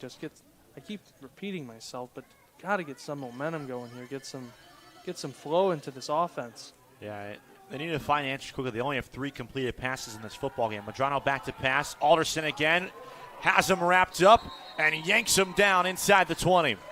Forward progress will cause the sack to be placed at the 25, but Oscar Alderson doing it all so far here for Lake Station. The Whirlybird sack, I mean, he is getting into the backfield at will whenever he wants to. He's probably up to at least 5 pressures on the game thus far in his second sack. He's getting there at will against the left tackle for the Oilers. He's doing an incredible job here. Loss of 9 on the play. 3rd down and a long 19. Scoreboard's calling it 3rd and 20. Trips off to the right. Madrano looking to pass. Pocket again collapses. Flag down, and down goes Madrano again behind the line of scrimmage. Another sack. And we will check whatever the flag is. It came from our referee in the white hat today. And it's a holding on the offense. They decline the penalty, and it's a 3 and out. The Oiler offensive line has just not been able to hold up to this pressure from the Fighting Eagles defensive front. They have been getting to the quarterback at will this game. They have, less than 2 seconds probably to get the ball off if they want to in the pass game. If they want to try and get a comeback here going into now and then into the second half, they got to be able to hold up against the pressure a little better. So after consecutive sacks that combined for 11 yards from the Lake Station defense, it's now set to kick for the Oilers, number 7, Bernard Garcia. Garcia to boot it away. David Parker, good to see him back out on the field, set to return. Clock runs inside of 1:40 left in the half. This Karam's out of play on that far sideline inside the 40-yard line. Good kick there from Garcia. And Lake Station will take over on their own 37. 2 minutes drill here now, Zach, for Lake Station. And even though they only have 1 timeout left, it feels like they can go the length of the field here in that time. At this point, it almost feels like just get Parker the ball and get out of the way with how he's been playing this game. The clock stops in high school once you get a first down, so you don't have that sense of urgency that you have in college or the pros where you need to get that ball moving. I wouldn't change up what they're doing really at all. They got a great touchdown there in the last drive with the pass play where they did the fake reverse, but I would just keep doing what you're doing, get those sweeps to the outside, a couple quarterback powers, some misdirections with Alderson and McNeil. Just keep doing what you're doing. If it ain't broke, don't fix it. Empty set again here for Parker. McNeil, the motion man. He'll get it on the end around. And he gave it back to Alderson. Just kind of snuck that one in there as he's taken down for no gain. Made by Oilers, number 31, Romeo Rosario. The leading tackler for the Oilers, Romeo Rosario, he made the tackle there. He's been, he's up to about 20 tackles on the season, I want to say, give or take. Ball spot at the Lake Station 37-yard line. Clock running inside 1:10 left. Keep in mind, Whiting will get the ball out of the break. Down by 17. Not a lot of urgency here from Lake Station. Yeah, I think they're just content to run this clock out, build on the momentum that they've already played with this half, just try and make another defensive stand coming out of the half. But we'll see here. A couple more downs left. Play clock down to 1. Parker will keep it. Breaks 1, breaks 2 before he trips after a 1-yard pickup. And here comes 3rd down and long. Number 40, Eddie Mansfeld. Nice tackle by number 4, Eddie Mansfeld for the Oilers. That was a great tackle in open space against Parker, but they haven't been able to do too much in this game up to this point. That was a nice tackle in the gap. They will likely have to run one more play. If not, they could be content taking it down. There's like a 0.3 of a second difference between play and game clock, so to avoid a delay, they're just going to set this one up. 8 seconds left in the half. Parker rolling out to his left. Blockers out in front. Parker, with the clock expiring, inside midfield, sidesteps the defender before he is popped in the mouth by Romeo Rosario, and that is how the first half comes to an end. He gets to the plus 49, and so that is how the first 24 minutes have come and gone here in Whiting, Indiana. Lake Station 24, Whiting 7. You're watching Game Day on the Region, in the Region Sports Network, the only game in town. Since 1998, customers have enjoyed Chicago dogs, Italian beef, burgers, Polish, and of course the gyros, all from the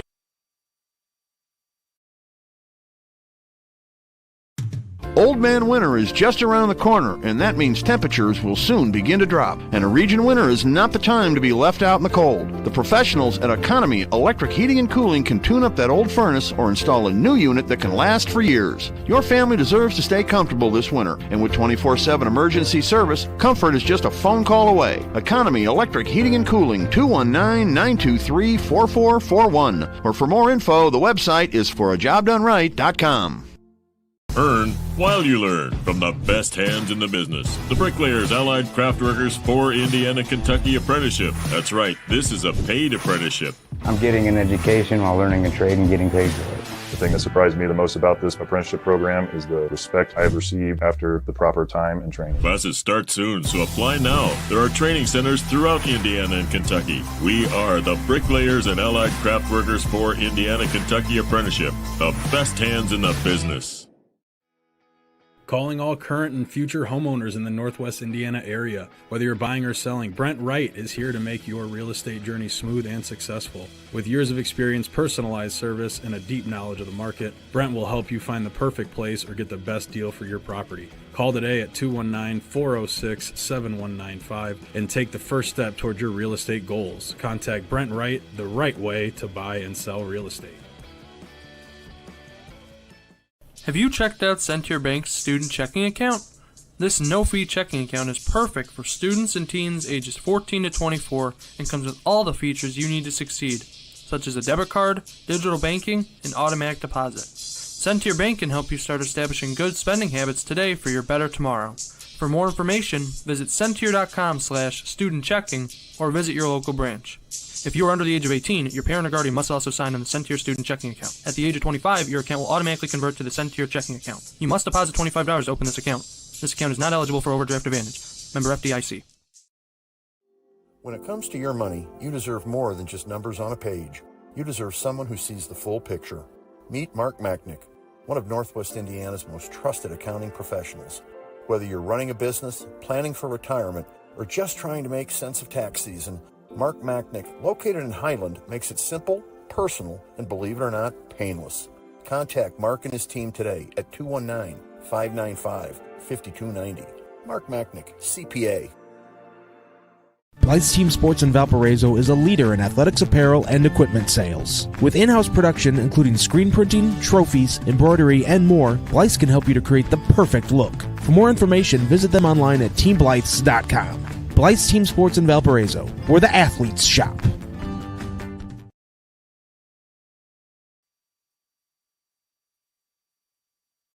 It's time for the Commissioner's Corner, an exclusive weekly conversation about Indiana high school sports with the Commissioner of the IHSAA, Paul Neidig. Now for an up-to-the-minute report about what's happening in the constantly changing world of high school sports. Here's Coach Bob Lovell with Commissioner Paul Neidig. Welcome back, everyone. I'm Bob Lovell. This is our weekly conversation with the Commissioner of the IHSAA. It's Paul Neidig. And Commissioner, week 5 of the high school football season approaching us. We have a girls golf sectionals beginning this week. Tell me I'm losing my mind. It doesn't seem possible that we're already there. And on top of that, October the 12th will be the pairing show for football. So help me understand what's going on. You know, the days get shorter, coaches, and as the days get shorter, we get close to the tournament season, and that's, just right around the corner. You know, girls golf, we started back the first week of August, and they've been playing and getting better, and we're going to start the March Storage Prairie Golf Course where we hold the state finals here this weekend, so it's shaping up to be a really good tournament. But, yeah, time flies in football and pairing shows, and you know, everything that we do as far as fall sport offerings is right around the corner. We're excited to get there, but the good thing is we're ready. You know, we plan every day for our tournaments and constantly have conversations with people who are going to host for us, our members, our great member schools. Let's see what kind of spin we can put on this year's chapter of IHSAA Sports. If you want to be a real sports fan, you need to think about becoming a licensed official in the IHSAA. It's a shortage. It's a problem, not just here in Indiana, but across the country. So give that a thought. What can people do, Paul? Can they go to a portion of your website and find out how to get involved in becoming a licensed official? Yeah, the easiest way is to go to ihsaa.org, and there's a tab at the top of the page that has the word officials on it. If you simply click on that officials, it'll start walking you through the process. And you know, we encourage people. We love to play the game, and one way you can always stay connected is becoming an official. And we've got I constantly hear from officials about how much they enjoy it, number one, but how close they've become to other other officials. And it's really kind of it's a neat group of guys. I mean, they play golf together and they learn how to become better officials. And I know some that even travel together when they're going on vacation. They become that close with other officials. And I always tell people, you never have to quit playing the game. You just got to do something different. Some people coach it, some people watch it, but right. The best thing to do is go out and officiate these contests. We've talked about a lot of things. You're on the road still, meeting with your constituents around the state in your annual fall meetings with schools. I'm hopeful that continues to be successful and beneficial for everybody with everybody involved. It is. It's so important for us with 410 member schools now for us to get out and meet with each of them. And we travel to 8 different spots around the state over a 3-week period of time, and we want to present information, but also we want to be on a listening tour. And whether we're talking in the hallway before or after or during the meeting, it gives us a chance to touch base with our membership because not all of our schools look the same. And if you're at Shakamak with a 1A school, it looks different than if you're at Carmel High School here in central Indiana. We continue to march toward the end of football. Week number 5 is upon us as we speak. To this point, you and the rest of your staff have done a masterful job of handling the weather. Yeah, we're very fortunate. Weather is certainly something that's very important to us. People get out in nice nights, but Coach, one thing now too, if we do end up with a bad weather evening, there's an opportunity to watch these games on ihsatv.org, and you can get out and a lot of games are broadcast on Friday and Saturday nights, and there's a chance to continue to watch the games, even if the weather's not so great. And we would encourage people to try that option also, if the weather dictates that. Once again, Commissioner, thanks for your time. Be safe on the highways, and thanks for all you do. Thanks, Coach. And everybody tune in to Friday and Saturday night as you travel home so you can listen to Coach talk about all the great games in the state.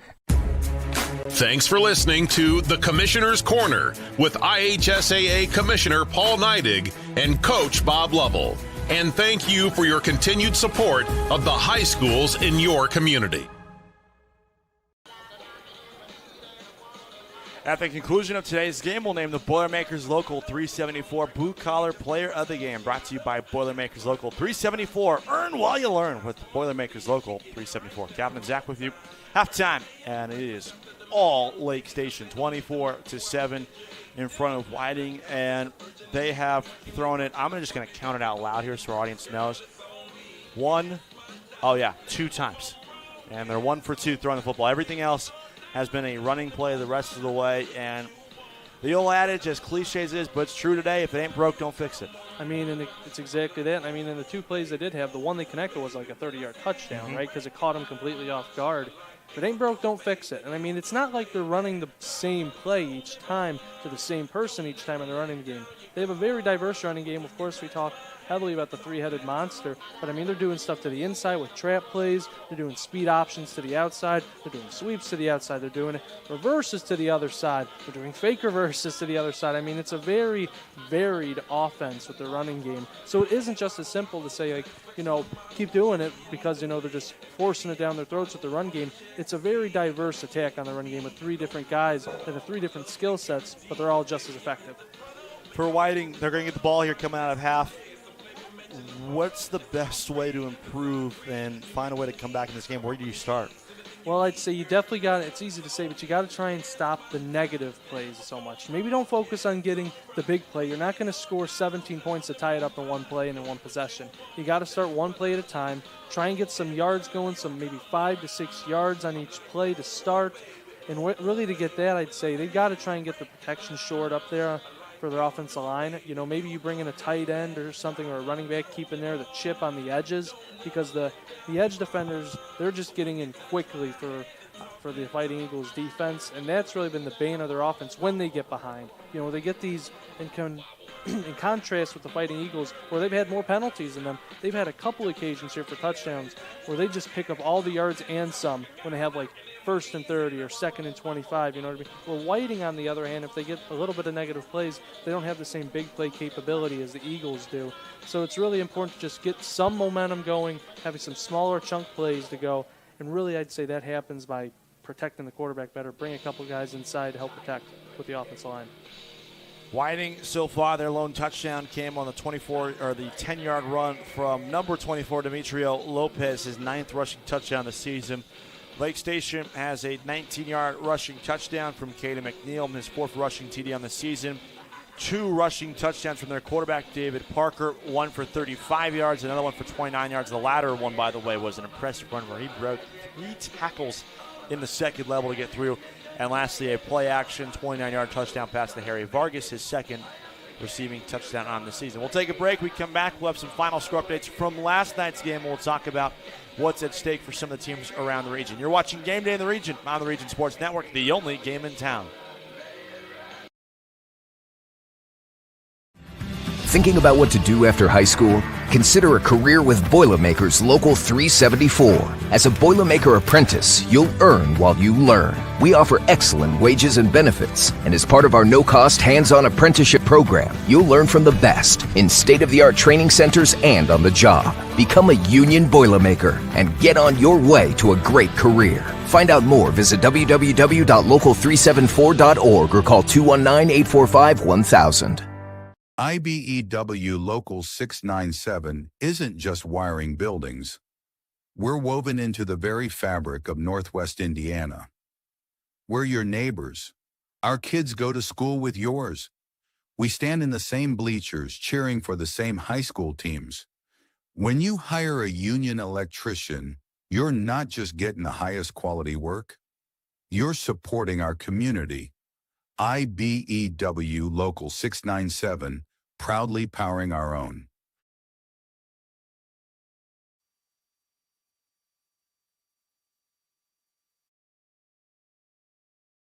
Four Seasons Mechanical proudly serves Northwest Indiana, providing quality, reasonably priced, reliable service. With a quality and comfort guarantee, the professionals at Four Seasons Mechanical offer a wide range of services in heating, ventilation, and air conditioning. Whether it's residential or commercial, Four Seasons Mechanical is there 24/7. To find out more, the website is fourseasonsmechanical.com or give them a call at 219-756-7020. Four Seasons Mechanical, your indoor air quality specialist. With electrical services from Economy Electric Heating and Cooling, you can radiate the perfect amount of light and energy into your home. From rewiring and code upgrades to ceiling fans, lighting, security, and more, Economy Electric Heating and Cooling's trained electricians will make sure you can enjoy your home on full power all the time. For a free estimate on electrical work, call Economy Electric Heating and Cooling at 219-923-4441, and you can visit them on the web at 4ajobdoneright.com. That's the number 4, ajobdoneright.com. Welcome back. Halftime still rolls on here from Whiting, Indiana. Time to take a look at the hometown scoreboard Week 5 football finals presented by Strachan Van Til, your favorite Indiana-made grocery store. As we obviously are playing on a Saturday, but a lot of teams and really every team in the region playing last night. Here's some final scores for you. Hanover Central beats Kankakee Valley 17-7, a home game at Hanover Central. LaPorte beats LC Lake Central 27-16. That's a nice win for LaPorte, by the way. That's their first in conference play in this season. So, hey, that was their first DAC win in 2 years. That's big for them. They're on the up and up as well, so you love to see that. Crown Point, number 1 team in our Enigenberg Home Improvement Top 10, will stay that way after a 47-7 win over Portage. You feel for Portage, obviously tough year for all the changes that happened so late into the offseason. Crown Point, a machine in DAC play. No surprise there with that one. Culver Academy beat Hammond Central 35-6. Lowell, 7th ranked in our Enigenberg Home Improvement Top 10, defeats Highland 42-7. Lowell could climb up with Valparaiso possibly losing. Then yesterday, the big upset, 4th ranked Andrean, 17-7 victors over 2nd ranked Hobart. Andrean has gotten better each and every single week as the season's gone on. Yes, they've been very impressive. It was a nice, close 17-7 victory, and that was kind of the game everyone was looking at. It's like, this is the battle for the NCC, and it's as good as it always has been. Every year, it's an incredible game. Valparaiso went to Chesterton last night. That was 9th ranked Valpo against 10th ranked Chesterton. Valpo losing the Campbell Meridian Cup for the first time in 11 years. Their first loss in 13 consecutive games against Chesterton, 24-16. Chesterton took a commanding 14-3 lead, never turned back. Valpo had it down by 8 within the final minute and a half at a Hail Mary try where a guy was wide open inside the Chesterton 45-yard line, just went right through the Valparaiso receiver's hands, ends up being the game right there because that was on 4th down. So going for Chesterton, 2-1 in Duneland play, but the big storyline for most of the common football fans is what has happened to Valparaiso this year, 1-4 now. Yeah, it's been a couple tough losses there where it's been at the end of the game where they try and have a drive to get it going at the end to try and tie it up or take the lead, and they just haven't been able to get it going. It's been uncharacteristic play for the Vikings where they've had a lot of penalties, a lot of miscommunication on the sidelines and on the field. It's been a very different year from what we expect for the Vikings. Last but not least, 3rd ranked Maryville went to 5th ranked Michigan City, and Maryville came on top. Dominant win there for the Pirates, 44-7. That was City's first loss in Duneland Conference play. That right there is your scoreboard update, courtesy of your neighbor at Strachan Van Til Food Market. Strachan Van Til. Shop online for delivery or curbside pickup at StrachanVanTil.com. We'll take our last break. Second half kickoff up next on the Region Sports Network. This is Game Day on the Region Sports Network, the only game in town. Earn while you learn from the best hands in the business. The Bricklayers Allied Craft Workers for Indiana, Kentucky Apprenticeship. That's right, this is a paid apprenticeship. I'm getting an education while learning a trade and getting paid for it. The thing that surprised me the most about this apprenticeship program is the respect I've received after the proper time and training. Classes start soon, so apply now. There are training centers throughout Indiana and Kentucky. We are the Bricklayers and Allied Craft Workers for Indiana, Kentucky Apprenticeship. The best hands in the business. Calling all current and future homeowners in the Northwest Indiana area. Whether you're buying or selling, Brent Wright is here to make your real estate journey smooth and successful. With years of experience, personalized service, and a deep knowledge of the market, Brent will help you find the perfect place or get the best deal for your property. Call today at 219-406-7195 and take the first step toward your real estate goals. Contact Brent Wright, the right way to buy and sell real estate.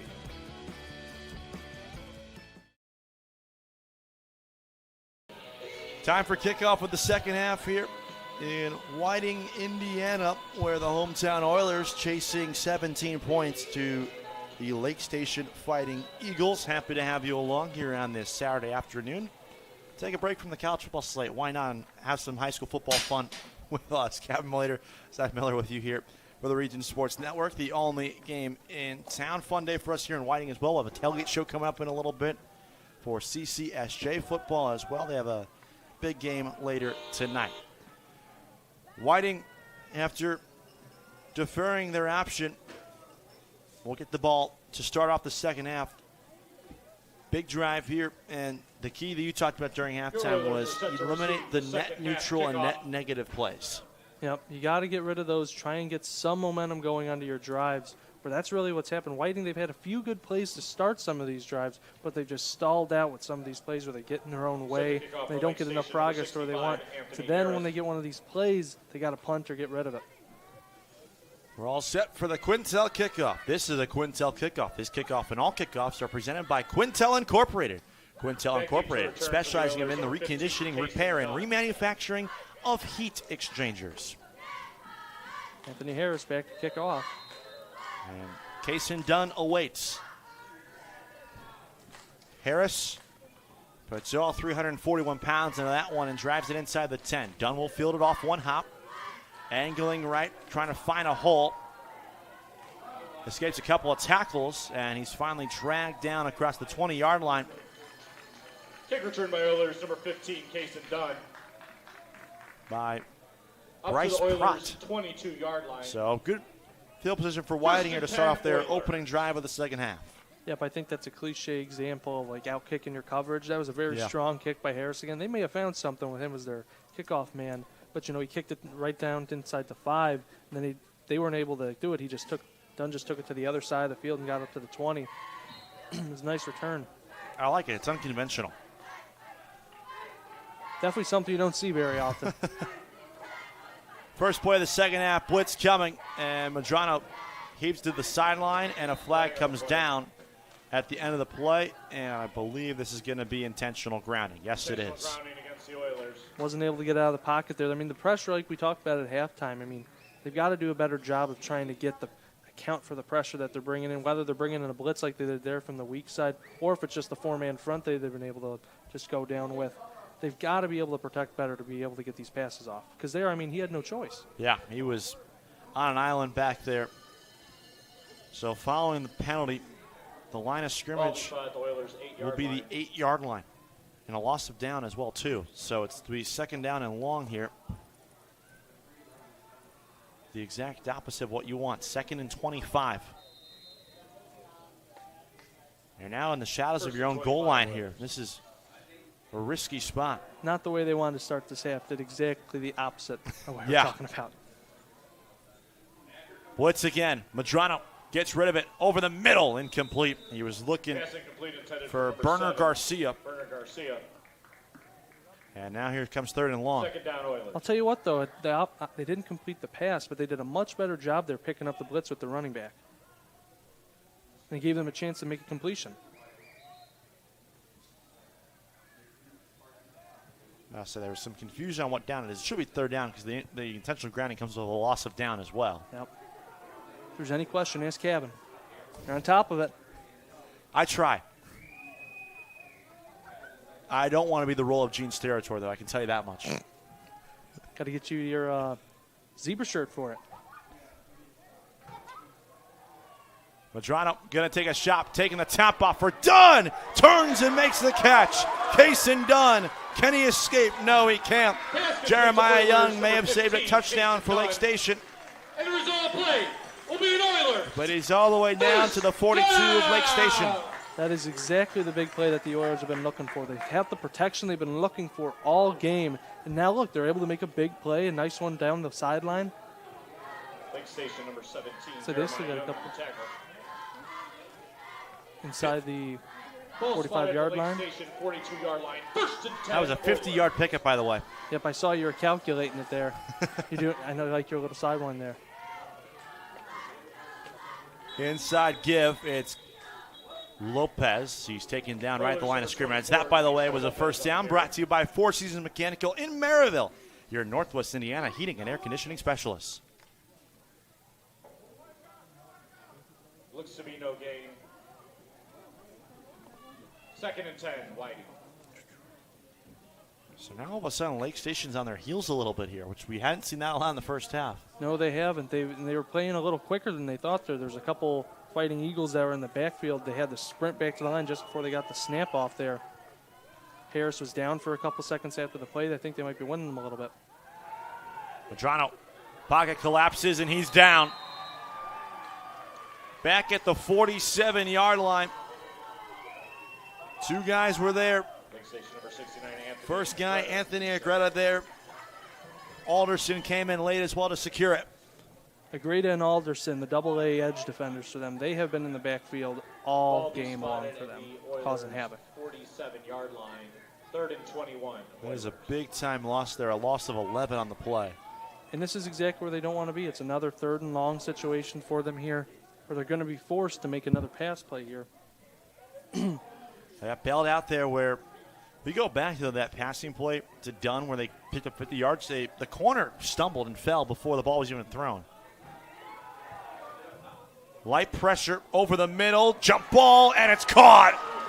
Way to come down with it, Berner Garcia. And it's a first down, and sponsored by our friends at Four Seasons Mechanical in Maryville. Visit them on the web at fourseasonsmechanical.com. That was a beautiful pitch and catch. Yes, that was a great throw. That was him in the slot there. He ran in just nice little post route to the middle of the field. That was perfectly executed. Great catch. He caught it like right on kind of behind his helmet. Had the concentration to keep it in. All the way up to the 29. Lopez right up the gut. Flag down as he's to the 17-yard line. Number 24, Demetrio Lopez. And this one likely coming back. Another self-inflicted wound for Whiting if it is a hold. See here, they're deliberating on it right now. And if it is a hold for them, I mean, that's just another example of they get some momentum. They get another great run after that. Looks like the huddle's already backing up. What do they got? Illegal shift. They had a legal shift and a holding they called. That's brutal. Yeah, I mean, that's exactly what we're talking about. I mean, you get, it's like 2 steps one step forward, 2 steps back, you know.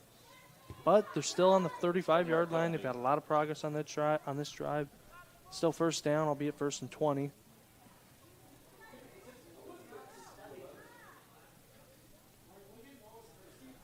It's just a familiar sight for them here, where they just get a good bit of yards going forward, and then they got to. It hurts so much mentally when you get this great play going, and then the referee just keeps backing you up in your huddle. It's like, really, man? Yeah. Just so frustrating and so demoralizing. Exactly. You want to see it's because it keeps happening over and over, and they're like, man, why do we just keep making these good plays and then we get in our own way again? But they've done a good job on this drive to fight through it, though. Here's first down and 20 now. Medrano Alderson from the backside. He escapes that way. Now tries to cut it back in, and he's wrangled down. Great tackle, Anthony Quijano. Oilers number 3, Julian Medrano on the carry. That was good for 3 yards there. The ball be spotted at the. They got a couple yards there on the run, but that's exactly what they need to do there. You saw that. You saw that Alderson was coming with the pressure, but then Gabriel Burris, they kept the tight end there to make a chip block on him, and it made the difference to where he was able to get out of that. Whereas if he didn't have the chip block there, he probably would have got him in the backfield. It's those little details that matter most. That's something that they can take away on film, I'm sure. Second and a long 16. Medrano again. Flag was not thrown, and that one is thrown. It's Garcia still fighting all the way down to the 4-yard line. The referee, by the way, reason for the confusion, took out his flag. Looked like he was getting ready to throw it, and then just put it in his own pocket. He's deliberating over it. There was a big play by the Oilers there. Once again, it's like a broken record. Burris made a great block on Alderson there, and it allowed the quarterback to take the left side, throw across his body into the middle of the field. But it was an incredible play by Berner Garcia once again. Get him down inside the 5. Gain of 36 yards on the play. First and goal from the 3. Burris, the motion man. It's Lopez, and he turns his back on the defender and is taken down at the 1. What an effort on both sides there. Lopez trying everything he can to get in there, and then the defensive lineman just doing everything, just wrapping him up like trying to get a snake in a bag or something, or wrestling a gator or something. You know, you have experience with that? Wrestling a gator? Man, I'm from Hammond, Indiana. High snap, Lopez collects, and he is in. Second rushing touchdown of the day for Demetrio Lopez. For an Oilers touchdown! Great response by the Oilers. Exactly the drive they were looking for. There was a little bit of adversity too. It wasn't just everything easy for them. They had a couple penalties, a couple negative plays, but that's a very positive start for them for this half to show that they can get a drive going. They can score.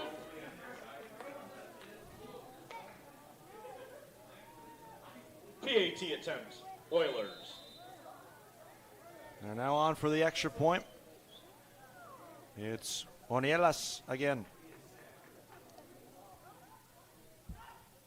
Snap spy down, kick, another line drive that splits the uprights. And it's an 8-point ball game. 24 to 14, 10-point game rather. I got fooled by the scoreboard. Either way, this is Game Day in the Region on the Region Sports Network, the only game in town. When it comes to your money, you deserve more than just numbers on a page. You deserve someone who sees the full picture.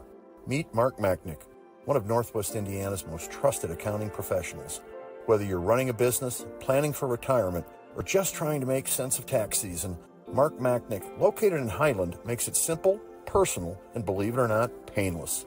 Contact Mark and his team today at 219-595-5290. Mark Machnick, CPA. Have you checked out Centier Bank's student checking account? This no-fee checking account is perfect for students and teens ages 14 to 24 and comes with all the features you need to succeed, such as a debit card, digital banking, and automatic deposit. Centier Bank can help you start establishing good spending habits today for your better tomorrow. For more information, visit Centier.com/student-checking or visit your local branch. If you are under the age of 18, your parent or guardian must also sign on the Centier student checking account. At the age of 25, your account will automatically convert to the Centier checking account. You must deposit $25 to open this account. This account is not eligible for overdraft advantage. Member FDIC. This is a Quintel kickoff. This kickoff and all kickoffs are presented by Quintel Incorporated. Quintel Incorporated, handling jobs of all sizes throughout the country since 1994. They'll pump this one up. It's dropped by the return man in Israel Gomez, but he falls on it to avoid Whiting possibly going 2 for 1 there. Oh, my goodness. That was way too close for comfort there for the Lake Station Fighting Eagles. Number 29, Joakim Dondel, was right there to make the tackle. And if he didn't collect that ball quick enough, he would have been there to get it himself. So here's Lake Station for the first time in the second half. In the first half, they went punt, touchdown, touchdown, touchdown, touchdown, halftime. They kneeled out the clock. They could have actually drove down the field if they really wanted to. They had a timeout. Yeah. They elected not to do it. Instead, they shot off on the minus 42. It is Alderson. Somehow breaks through a couple of tackles, and all 11 guys are there for Whiting to finally bring him down after a 1-yard loss. I'll tell you what, it's something to say about Alderson. They could break all these tackles, but it's this Oiler defense. Now they got some momentum. The offense scores a touchdown. They're feeling a little bit on the sideline. They're just every hat running to the ball there. 41-yard line. 2nd and 11. Down in the backfield. Lake Station.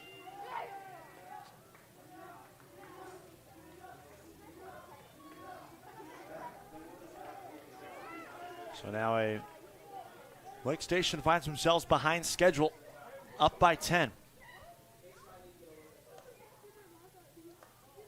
Direct snap, Alderson. Trying to clear the way on that right side. They couldn't. The edge was set well there. Alderson's able to get back to the original line of scrimmage, and that's all. Led by number 24, tell you what, this Lopez. Came out of halftime. They must have had a great game plan going into halftime there, because they were setting that edge much better. That's where they were getting. That's where the issues are coming on the run defense for the Oilers, where Parker, McNeil, Alderson, they just kept getting that edge each time, and now they're shoring that up. They're not getting nearly as many yards. They haven't got a yard yet. Yeah. Those two plays have canceled each other out. Now here comes 3rd and 10. They're forcing them into a passing down here. See what they could do there when you know they're probably going to pass. Then again, E.J. Esquilin came in late.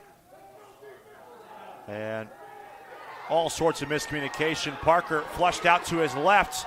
On the run, he's got the first down and much more. Parker changing field. Can he get there? No, but he's down inside the 10. Parker, this guy, I mean, anyone ever watched Cam Newton before? I think we'll watch him again in the high school game. I mean, he's just making defenders miss in the backfield. He was dead to rights there in the backfield for a sack. Makes the guy miss in the backfield. He just takes it all the way up the left side. I mean, he probably ran for close to 40, 50 yards there, but in real yards, it was probably close to 70, 80. Yeah. I mean, that was a lot of running he did there. First and goal. All the way down to the 7-yard line. It's 1st and goal now.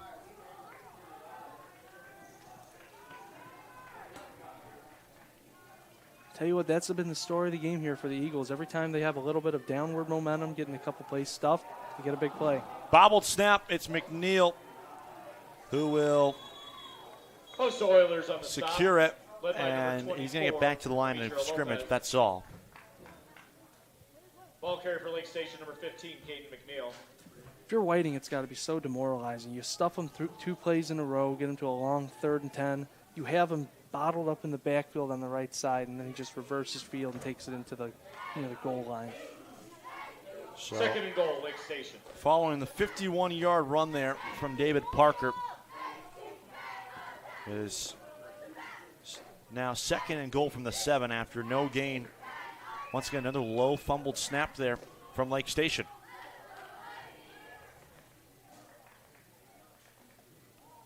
Parker takes it himself, waits for blockers to develop, and he will go down at the 11-yard line. That was well played there by the front 7 of Whiting. The front 7's been playing much better this second half, and I want to give a big shout out to Gabriel Burris. He's been doing on both ends in this adjustment into the second half, where he's been doing great blocks on the edge as a tight end for the Oiler offense, and then on defense he's setting the edge as a defender, making sure they don't get outside.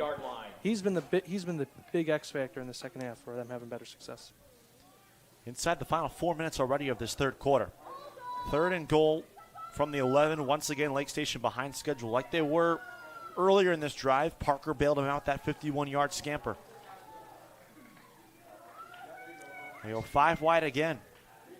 McNeil the motion man. Parker to pass. Open. Got it. Touchdown. Oscar Alderson for 6.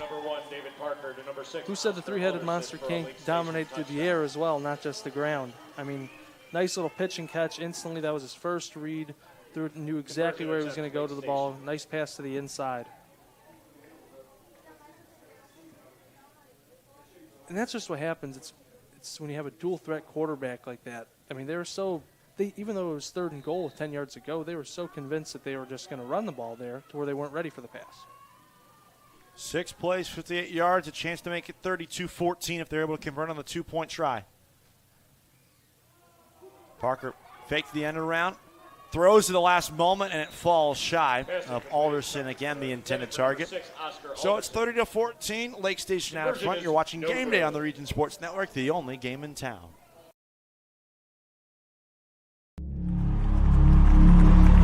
Some see a wrestling match. We see a 6-minute lesson in grit.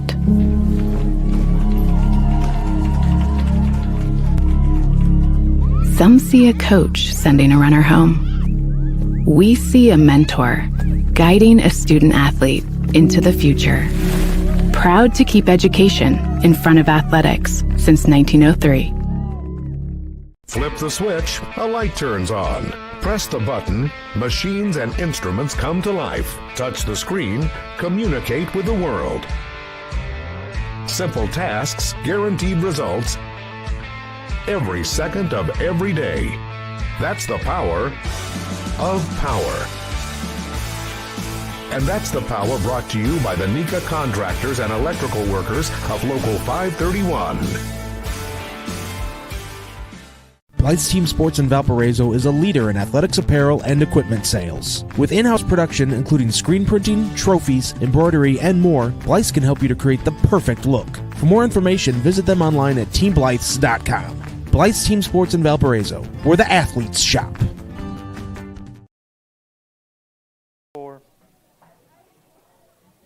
Following the touchdown, it's now 30-14. Lake Station out in front. Parker's found Alderson in the end zone for 6. This is a Quincell kickoff. This kickoff and all kickoffs are presented by Quincell Incorporated. Quincell Incorporated, handling jobs of all sizes throughout the country since 1994. It is Youngblood. Shakes off a couple as he gets up to the 29-yard line. Tyrion Roberts was not going to let him get outside. No, he wasn't. He had him. He initially had the tackle. He tried to get away, and then he just had him by the ankle. He's like, no, you're not going anywhere, and waited for all of his teammates to help him out. The big bear hug that we talked about earlier. Yes. Treating the return man like a giant human-sized teddy bear. Just come on, I just want to give you a hug. We're all friends here. Just hug you a little harder than most. Take it to the ground while I'm at it. It's fun. We're having fun. Remember, exactly. That's what we're here for. Lopez fresh off his second touchdown of the game, cuts it back upfield. One man a beat. Lopez stays in bounds all the way to the house. If you wanted a response, if you're the Whiting Oilers, that is exactly it. They say you want to get a 51-yard play on your drive, we got one right for you as well. That was a great series of cuts by Lopez there to get him to the outside. He started off going inside, made a move to the outside, just had the speed. Had a guy try and take him out by his legs there, evaded him, stayed down the sideline, didn't step out of bounds. Incredible play by Lopez. 71 yards for Demetrio Lopez, and that's his third rushing touchdown of the game. And the deficit could be within single digits for the first time since it was 6-0 way back in our first quarter of play. Man, Conversion attempt. feels like a whole Friday ago. Thought that game was on Friday. Now this one's on Saturday. Yeah. Here we go. And they're going to keep the offense out there for a 2-point conversion. Make it a one-possession game if you get it. Play fake over the middle and through the hands of Kason Dunn, and that falls incomplete. So it remains a 10-point game. Lake Station can breathe just a little bit easier. But the flags are out, celebrating a 71-yard touchdown run there from Demetrio Lopez. That could qualify as an electrifying play. Make sure to check out the IBEW Local 697 electrifying plays from this week's football action. Visit regionsports.com, Facebook/RegionSportsNation, or on Instagram. The electrifying plays presented by IBEW Local 697. IBEW Local 697, the electrical professionals. And if they come back, that also could easily be a proud to be Union play of the game, too. Yeah, I'll tell you what, that could be. We've had a couple different candidates throughout the game, and we still have a quarter and a half left to play, really. I mean, this has been a game full of highlights. I mean, in each drive, you could probably almost pick out. Other than the first couple drives where there's some 3-and-outs, there's been some spectacular plays almost each one out. Oh, yeah, that's to kick it away. Parker, the return man. You spotted it earlier, by the way, a couple of commercial breaks ago, that Parker just trying to shake off some of the hits he's taken in this football game, but he's still laying the pain. You play on all three levels of the game, you know, kick returner, big defense, quarterback run the ball all the time. I mean, that's a lot of snaps and a lot of hits you're taking, so I'm not surprised. But he's tough. He's proven it. Once again, low kick, and it will be fair caught by Hector Mendoza at the 40-yard line. Tell you what, the squib kick, fair catch. I'm not very accustomed. I was a little caught off guard there.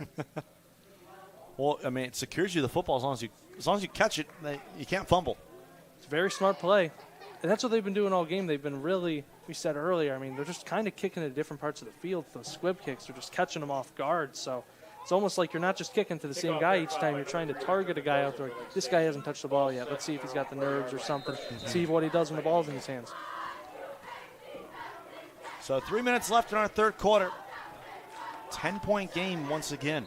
Closest it's been in quite some time. And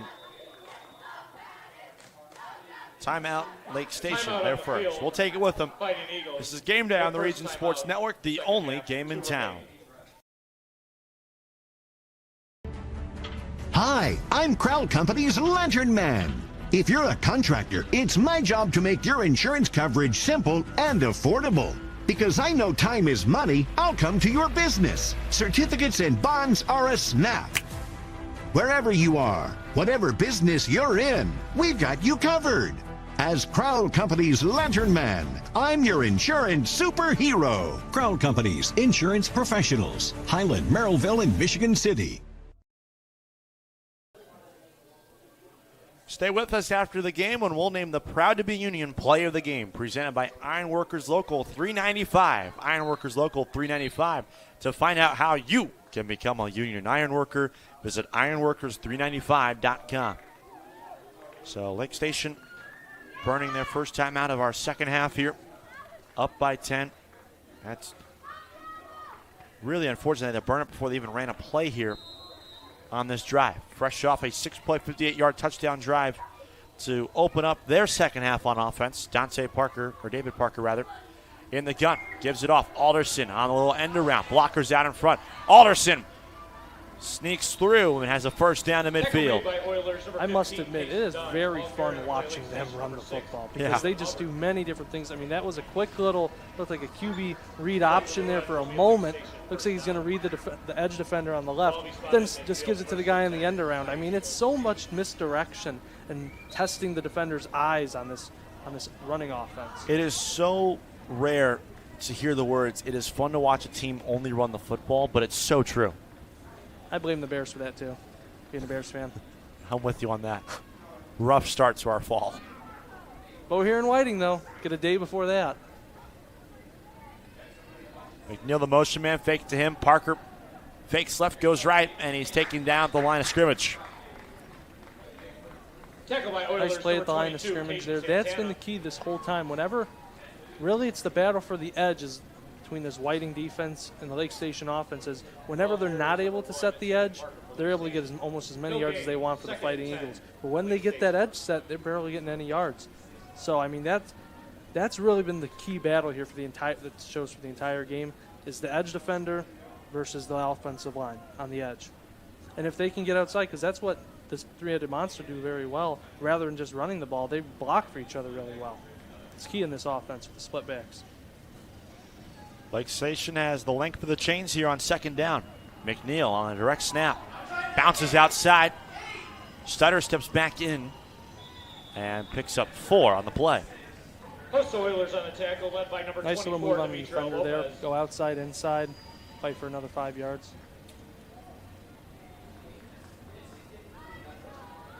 Ball be spotted at the Get the Oilers' 46-yard line. third and long-ish for this offense. 4-yard gain there. See what they're going to do. I mean, they're on the other side of the 50, so it's definitely, 4-down territory for them here. It's not like they're going to punt properly if they don't get yards, but, it makes them a little bit more cautious in their play calling to where it isn't just third and short each time where, we're just going to run up the gut or run with Parker. They got to think a little bit more on their play calling here. What are you thinking here? Because like you said, 3rd and 6, they don't have a kicking option here. They've only punted it one time, and it was a pooch punt from their quarterback. Parker falling away, and it's intercepted with a burst. It's Julius Youngblood.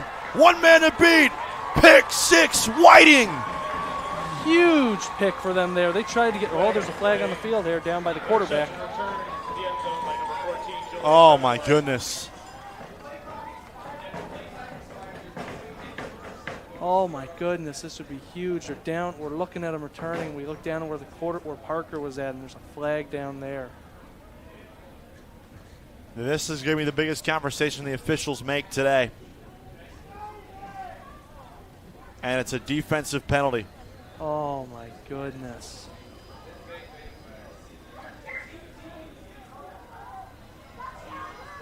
At least they pointed that way. Now they're still talking about it. Pointing towards that direction, and flag will be against the Oilers. Oh my goodness! Roughing the passer. Oh my goodness! Not needed at all either. I did not need to do that roughing the passer. That's exactly what they were looking for. As we just talked about beforehand, they forced them into a situation where they weren't comfortable. It's as comfortable they'd want to be in the 3rd and short. You get to that 3rd and medium area. They tried to get maybe a little too cute for their offense. They ran a play action, tried to sneak it to the receiver up there.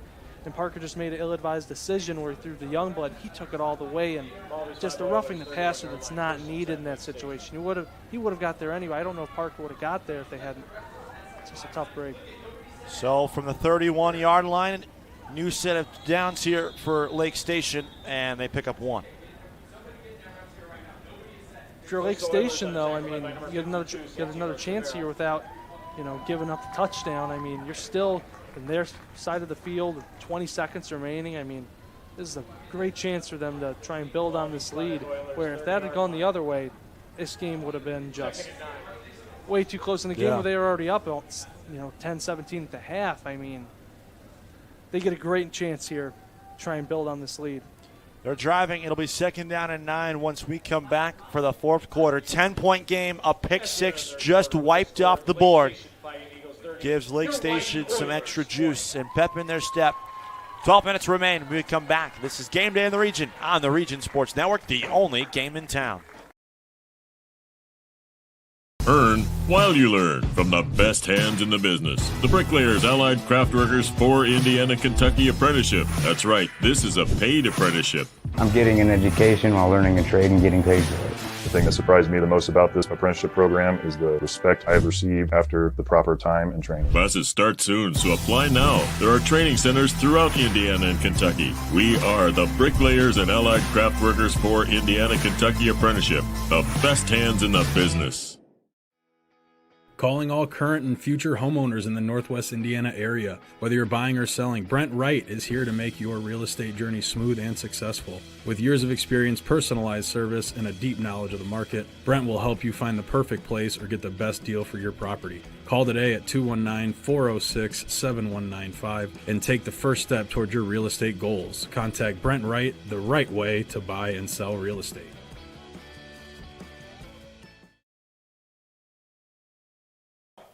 Fourth quarter is here, and we have a 10-point ball game. Lake Station, though, driving, recently bailed out from a roughing the passer call, and we were talking a little bit about it during the break. Zach, is not needed because of the fact that the quarterback already in Parker was falling away. He was falling away. You already made the play. It wasn't in the case where if they're trying to take him out, kind of in terms of turning it into a block for the then return. He wasn't going to be making a tackle anyway. He was already going down. Totally not necessary. So now they need 9 here on second down from the 30. Parker, end around, McNeil, room to run, cuts outside, has blockers out in front, flag down as McNeil is to the 11, and this will be the clearest block in the back on the day. And they won't announce it, but it was Oscar Alderson with the infraction. Yeah, it was a couple series of good moves there by McNeil to get out there, but yeah, you got to be a little more cautious with that. Similar to what we're saying with the roughing the passer for Whiting, you don't need that. That wasn't going to get him extra yards blocking him in the back there. Just keep your hands off and get the yard that you already have. Take what you got. So it's obviously from the spot of the foul. And if it's a spot of the foul, it should be close. That should be first down yardage. Ball will be spotted back to the Oilers' 28-yard line. It's going to be second down and 7, actually. Lake Station. See, going back to the whole know the rule book thing. Don't know that one clearly. I thought that block and foul came in first down yardage already after he picked it up. Quarterback power, Parker spinning out of a tackle, and it's going to bring up third and short. Tackle made by Oilers, number 31, Romeo Rosario. Once again, this is a position where they were earlier. Doing about a 3rd and 4, 3rd and 5, not a little 3rd and medium-ish for them. You know, they made the decision last time when it was 3rd and 6. They got the pick 6 that ended up being called back. Interested to see what they do here. If they make a different decision, rather than trying to put the ball in the air, maybe they keep it on the ground. So now here comes 3rd down and 5 from the 26-yard line. I'll say it now. Big 3rd down here. A 3rd down. It is a big 3rd down. You can't kick it. Alderson swarmed, and he's going to lose a yard. Great penetration from number 52 for the Oilers defensive line. Santino Severa, he came in, he just powered through the center and guard there and blew up that play. They tried to get a little misdirection, tried to fake it to where Parker was going to keep it and go outside. They end up giving it inside to Alderson, and Severa is there waiting for him. So now 4th down and a long 5. You can maybe call it 6. Let's hear it, Oilers fans. Parker and the offense still out there. They don't have a place kicker on their roster.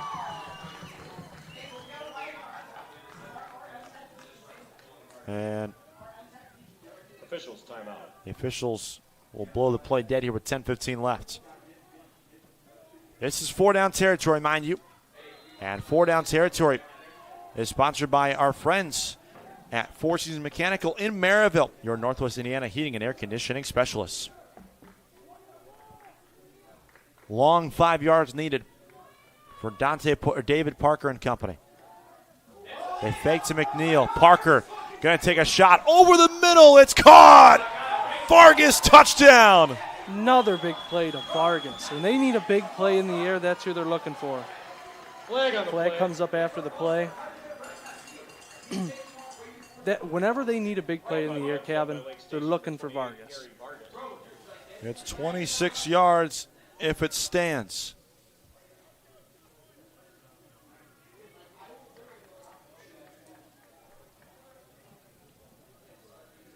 I believe they're talking about what they want to do maybe for a kickoff or something potentially. I was talking with Coach Knight on the sideline here for Whiting, the white hat referee, head official. I could be Thomas mistaken. Knight in a conversation with him right now too. Could be mistaken, but he threw the flag well after the play was over. Yeah, I'm with you. They're probably talking over right now. I mean, what they want to do, if they want to enforce it on the point after here, maybe on the kickoff potentially, or. So now it's another 2-point try up here for Lake Station. They haven't got one yet. Touchdown is good. Unsportsmanlike on the offense. Penalty is on Lake Station. So like you said, you called it right there. Assessed on the kickoff. On the kickoff. Version Word for word, you nailed that. We'll give you the zebra shirt now. Oh, boy. Zach the Zebra, I've heard that one before. Oh, to have a name with a Z. I don't know any others other than Zach, but. I've got one because I've seen it before. I'll tell you after this play. Oh, they fumble the end around. It's Parker rolling out to his right. A prayer to the end zone's incomplete. Zeb. Yeah, I have seen Zeb before. Zebediah, probably it's short for. Yep. So. 36-20 in favor of Lake Station. 9:53 left. This is Game Day in the Region on the Region Sports Network. The only game in town. When it comes to your money, you deserve more than just numbers on a page. You deserve someone who sees the full picture. Meet Mark Machnick, one of Northwest Indiana's most trusted accounting professionals. Whether you're running a business, planning for retirement, or just trying to make sense of tax season, Mark Machnick, located in Highland, makes it simple, personal, and believe it or not, painless. Contact Mark and his team today at 219-595-5290. Mark Machnick, CPA. Have you checked out Centier Bank's student checking account? This no-fee checking account is perfect for students and teens ages 14 to 24 and comes with all the features you need to succeed, such as a debit card, digital banking, and automatic deposit. Centier Bank can help you start establishing good spending habits today for your better tomorrow. For more information, visit Centier.com/student-checking or visit your local branch. If you are under the age of 18, your parent or guardian must also sign on the Centier student checking account. At the age of 25, your account will automatically convert to the Centier checking account. You must deposit $25 to open this account. This account is not eligible for overdraft advantage. Member FDIC. Welcome back. 36-20. Lake Station, another methodical touchdown drive from their offense. Second touchdown reception of the game for Harry Vargas, his first multi-touchdown game of 2025. The comment that I think stuck out to me when you and I were talking during the break here, Zach, was you said you were really impressed by this offense today. Yes, they've been, we were coming into it, they had 86% of the yards coming into the air or through the rush on the ground. And that's been a lot of it today as well. They ran very well, but they made key plays in the passing game when they had to, on 4th and 5, on 3rd and 6, and whatnot. When they needed to make plays in the air, they've been able to do that. Good return here. Youngblood. And he's taken out just shy of the 40. That's one of those where you got to check if the jersey's not torn after that. I mean, that was like 2.5, maybe 3 full spins with the jersey at full torque. I mean, that's a tough one. Almost got to, if there's one more spin or so, maybe looking for a new jersey. 1st and 10, Oilers. Good field position for them, though. They're inside just short of the 40-yard line. This is what they're looking for. An offense that's been gaining that's done much better in this second half than they were in the first. Good starting field position. Try and get an answer to the Fighting Eagles off. Yeah, this is their best starting field position in the game, actually. Their own 40-yard line. So, to your point, this is time to do it down 16. 2-possession game. They give it to the motion man. Kaysen Dunn waiting for blockers to develop. Has a hole. Dunn across midfield, and he spins his way to the 45. It's a first down brought to you by Four Seasons Mechanical in Maryville. Visit them on the web at fourseasonsmechanical.com. incredible patience by Dunn there. He just waited for his blocks to develop, was letting his pull blockers come inside, and then he just hit right up the gap and was able to get a first down run. 15 yards on the carry. Resets the sticks. That's what's important on those sweep and those trap plays and whatnot, where you have guys pulling to the outside. You need to let those plays work. You got to let those blocks develop. And when they do, they're some of the best runs you could have.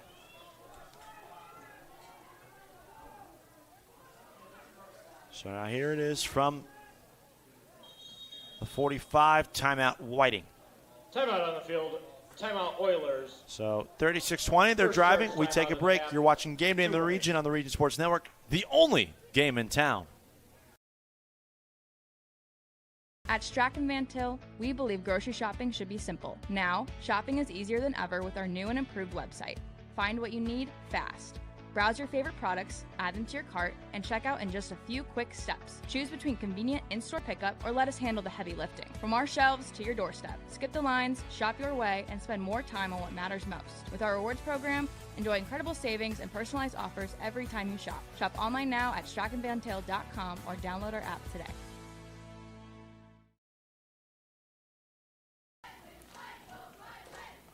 Be sure to stay connected with all things Region Sports by supporting and following us on social media. We're always active on YouTube, Facebook, Instagram, X, and online at regionsports.com. Celebrating over 25 years, we're proud to still be the only game in town. Kevin and Zach enjoying your company on this Saturday afternoon, fourth quarter. Good one here.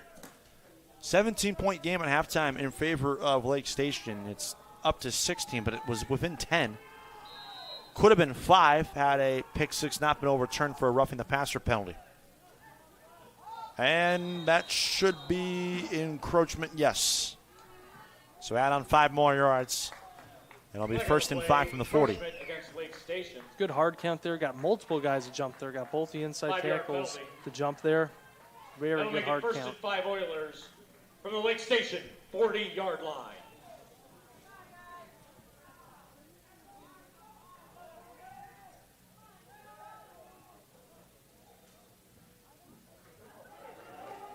It's an inside carry, and it's Lopez. Needed 5, got 5, first down. Just move the chains. Try not to take too much time. Yeah, obviously you're down 2 scores. Willing you get 2-point conversions as well. You got to try and keep moving this because you only got 9 minutes left. Will be an Oilers. Can't have too much deliberation here. You don't want to stay away from your game plan. What you're doing right, Demetrio Lopez, your best player. You want to get him the football. But you also got to know the time of the game, and you got to move quickly. It's another Four Seasons Mechanical first down brought to you by our friends at Four Seasons Mechanical in Maryville, your Northwest Indiana heating and air conditioning specialist. This gets blown up in the backfield. And Madrano is taken down for what appears to be a 1-yard loss. Great defense on the edge there. Was able to chase him down, did a little read option there.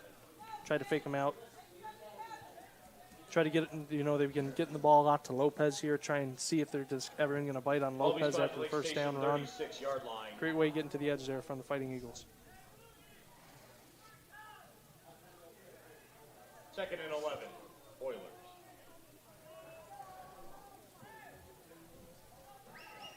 Good for Whiting, though. They were able to stop the clock. 2nd down and 11. Madrano looking sideline. Dunn's there. He's got it. Touchdown. Flag on the play. Pass was complete to number 15. Flag came in late. Madrano, the quarterback, is signaling holding or roughing. Down near the line of scrimmage. Holding on the offense. Oh.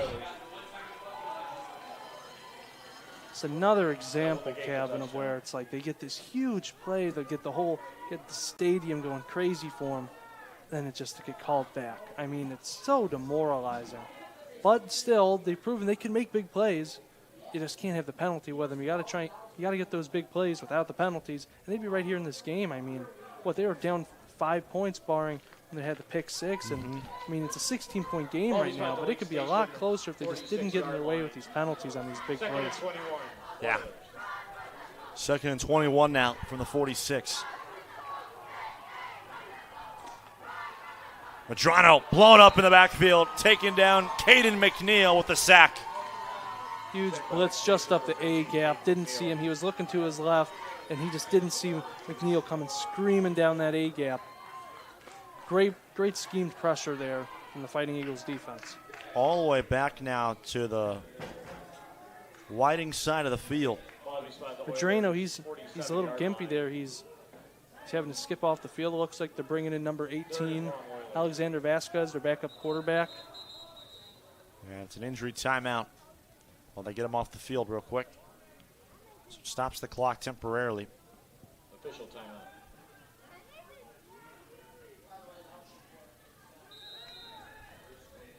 It'll be now 3rd down and 26, or 28 rather. Vasquez on the season has 2 pass attempts on the season up to this point, so. Vasquez, they blitz the house, lofts it, far side, jump ball, incomplete but a flag. Yep, looks like it's probably going to be defensive pass interference there. Pass is intended for number 7, Bernard Garcia. 25 for the Fighting Eagles. That is Willie Banks, who had the interception earlier. Yep, Willie Banks. He's been in good in coverage for most of the game, but right there, he just didn't turn his back.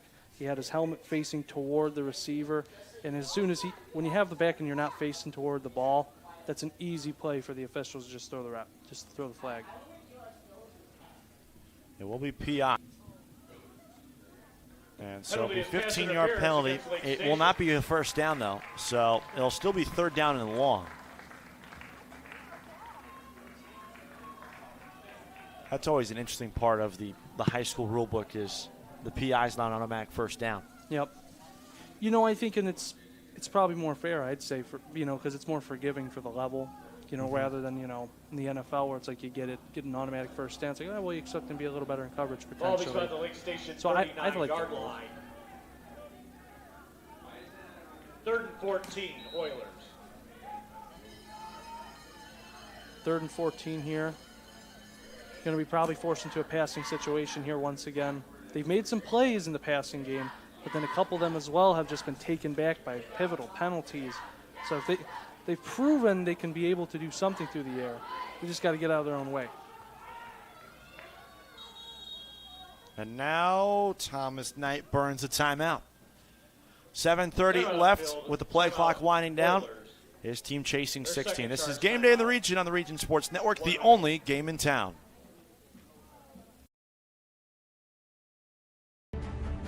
Hi, I'm Crowell Company's Lantern Man. If you're a contractor, it's my job to make your insurance coverage simple and affordable. Because I know time is money, I'll come to your business. Certificates and bonds are a snap. Wherever you are, whatever business you're in, we've got you covered. As Crowell Company's Lantern Man, I'm your insurance superhero. Crowell Companies, insurance professionals. Highland, Merrillville, and Michigan City. 3rd down and 14 coming up here for the Whiting Oilers. Down by 2 touchdowns and 2 two-point conversions. 16. 7:30 left here in regulation time. It'll be 3rd down and 14 once again coming up from the Lake Station 39. Madrano in a game, if I were to make a guess here, they'd probably be looking for Dunn on the outside. They've been getting him with those inside cutting slant routes, post routes. Madrano looking that way, steps up, rolls out to his left, throws on the run, deflected and intercepted. And guess who? Willie Banks again. He takes it away off the ricochet. And his 2nd pick of the game may close this one out. Definition of a ball hawk. That was a throw there a little high for his receiver from Madrano. Threw it up. He couldn't exactly get a hold of the ball. He's tipping it around, trying to get collection of it, and then Banks just comes out of nowhere into the side and says, you know what, if you're going to keep bobbing around, I'll go and take it. He gets the ball, takes it up a little bit. Big play for the Fighting Eagles, and like you said, with a 16-point game here, a little over 7 minutes remaining, I mean, if they can milk the clock here and have the run game be effective, they're in a great spot here. Lake Station 3-1 on the season. Trying to spark their 4th win of the season and put themselves in a spot to have their first winning record in 27 years. They can't obviously clinch it today, but you go up to 4-1, you feel really good about those chances if you're able to close it out here. Yeah, and you do it in a big home field environment for the Whiting Oilers. I mean, traveling up to Whiting, having this Saturday game, everyone here is looking forward to the game. I mean, to do that in an environment like this, it's a huge win for their confidence if they were to finish this out. And that's exactly what they're looking for as well, though, in terms of trying to run on the inside if they want to milk this clock out. They haven't had success in this half so much trying to run directly up the middle. Right there on their quarterback power, there's a change. They got 5 yards out of it. All sorts of miscommunication. Pre-snap for Whiting. And it's Alderson up the gut. And he's got first down yardage. 6 yards on the play. And it's a first down. Brought to you by Four Seasons Mechanical in Maryville. Visit them on the web at fourseasonsmechanical.com. I'll tell you what, they've been leaning a lot on Parker, McNeil, and Alderson throughout this game, but I'll tell you what, in the game we were trying to milk, part of the game we were trying to milk the clock out. I'd like to imagine this is exactly where they want to give the ball to Alderson. 245-pound back. Just keep plowing it up the middle, milk that clock. You get 4 yards, 5 yards each time. Just keep getting those first downs. Direct snap, McNeil shimmies his way to the 45. Tackle led by Oilers number 24, Demetrio Lopez. Lopez on the stop. Ball carrier On the 5-yard pickup. 15, Cade McNeil. Talked to the coaching staff, and they said we got the 3 at a monster bank there. And they all do different parts of the run game well. You mentioned Parker just being the quarterback, obviously throws that flair into things, but Alderson, that great downhill north-south back, and then they love McNeil for those east-west motion plays pre-snap. Direct snap, Alderson cuts in and off right tackle and lunges forward with first down yardage at midfield. And then, as you were just talking about, we try and put kind of like the stereotypes onto their backs. And then all of them, they could do each different part. I mean, Alderson there, you think of has that downhill plowing back. I mean, he made a couple guys miss there to get that first down. And that's the same for the others, Or Parker, we're thinking, he's a quarterback getting to the outside. We've seen him more on a handful of occasions here where he just runs through defenders. So it's like a three-headed attack here, but in all 3 different ways for each of them. It isn't just one way. They're all very incredible at running the ball in each of the different ways. It's another Four Seasons Mechanical first down, brought to you by our friends at Four Seasons Mechanical in Maryville, your Northwest Indiana heating and air conditioning specialist. On the end around, it's Alderson. Turns the corner, flag down. Alderson tight ropes the sideline. If it stands, he's gone. That is if it stands. Flag near the line of scrimmage. Looks like the official near the sideline signaling toward a holding. Yep. Like we mentioned earlier, when you get those developing plays onto the outside on the perimeter, it can be hard to disengage when you see your guy coming toward the edge and you got to let go and say, okay, he's not in the play anymore, I can let go.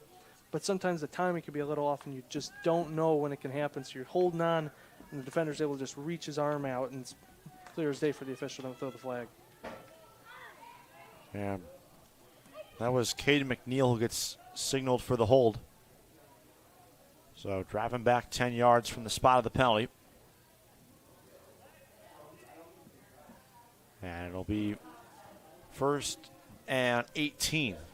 Ball will be spotted at the Lake Station 42-yard line.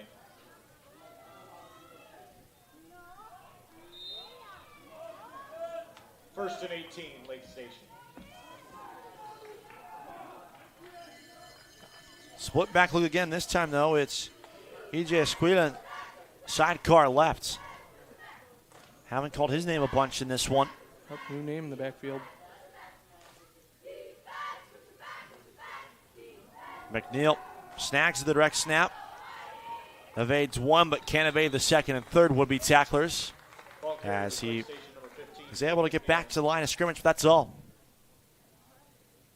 They do a very good job with the fakes there, making it seem like one guy is getting the ball, especially with those direct snaps that aren't to the quarterback. Parker does a great job where we're clapping his hands for the ball and then just slivering right out of the way going for the direct snap. It's hard to read, but, Whiting there, it wasn't too hard for them. They got him down at the line of scrimmage, so. Inside 4 minutes, 10 seconds left in the game. 36-20. Lake Station off schedule. And Parker fumbles the snap, stays with it, rolls out to his right, trying to find an angle, and he's taken down. Kason Dunn drills him on the near side. Dunn has made a handful of plays this game where he just comes in like a speeding bullet and just takes someone out. It was a great effort by Parker. He was able. He bobbled the snap, had to make a spin toward the sideline, kind of Caleb Williams-esque. Makes the play, starts to run out, but then Dunn just came in screaming from the middle of the field, a big hit. That was shot out of a cannon, Kason Dunn right there. Only good thing about that for Lake Station is that Parker stayed in bounds, so clock still runs. Yep, he had the presence of mind to where he probably could have tried to go out of bounds a couple yards sooner, but he realized, he said, I want to keep in bounds and have it run the clock. End around McNeil, trying to find the edge. He can't. That was a good open field tackle by Dunn once again. No gain on the play, 4th down and very long, and they punted one time with their quarterback, David Parker. I would assume that's the case here. Gain of about 1 yard. Ball will be spun at the Lake Station 42-yard line. 4th and 19. They are going to say, actually, that McNeil gained a yard due to forward progress. And they're just going to wind this thing down for as long as possible, and might as well. Yep. Winding down to 1 timeout left in the game. They're going to try and save it as long as they can for this next possession. And Lake Station burns a timeout. 2:21 left, 36-20. This is Game Day in the Region on the Region Sports Network, the only game in town. Thinking about what to do after high school? Consider a career with Boilermakers Local 374. As a Boilermaker apprentice, you'll earn while you learn. We offer excellent wages and benefits, and as part of our no-cost hands-on apprenticeship program, you'll learn from the best in state-of-the-art training centers and on the job. Become a union Boilermaker and get on your way to a great career. Find out more, visit www.local374.org or call 219-845-1000. This is Game Day on the Region Sports Network. Very easy decision for Coach Goalie and his staff, so we'd assume. Only problem is they don't have a kicker or punter on the roster, so it's time to get creative, and it seems that Israel Gomez is going to be the one to boot this one away. Oiler fans, it's 4th down and 19.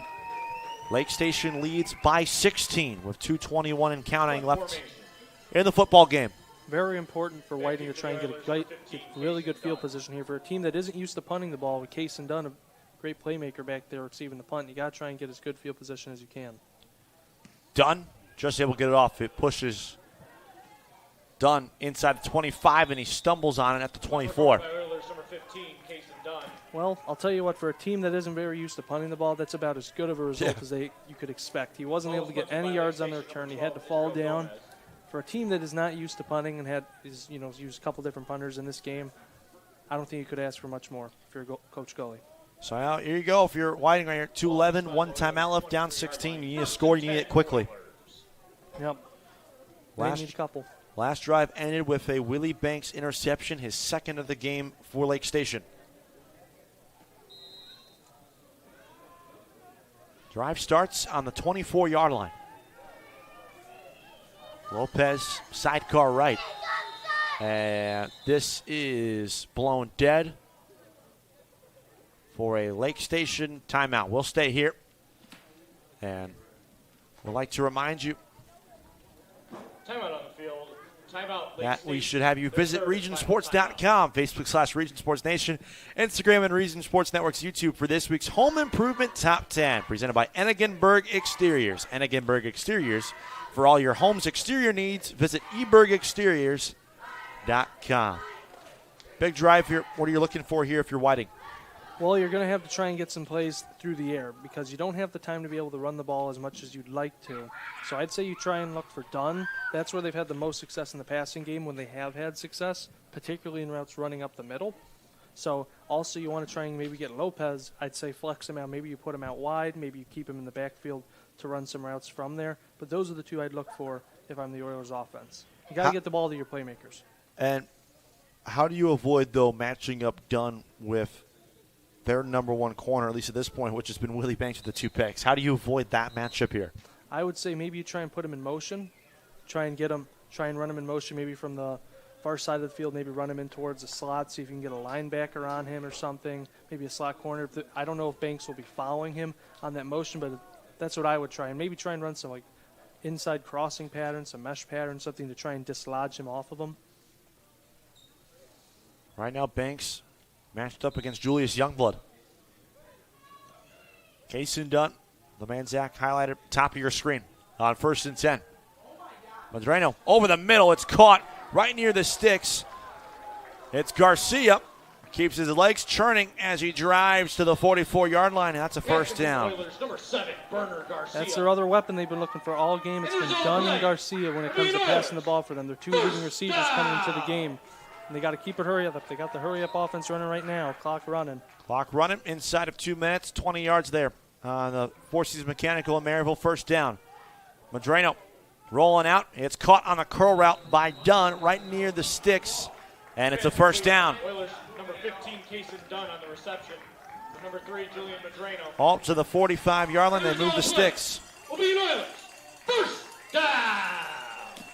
Now up to the plus 45. 1st and 10 again. They go quickly. Madreno, good pocket that time. Climbs the ladder. And it's caught by Youngblood inside the 30. He's down in bounds at the 27-yard line. It's another first down. Once he's able to get production, Madreno's been able to make plays when he's had protection in this game, showing on this drive especially. There you go. Hurry up again. Madreno.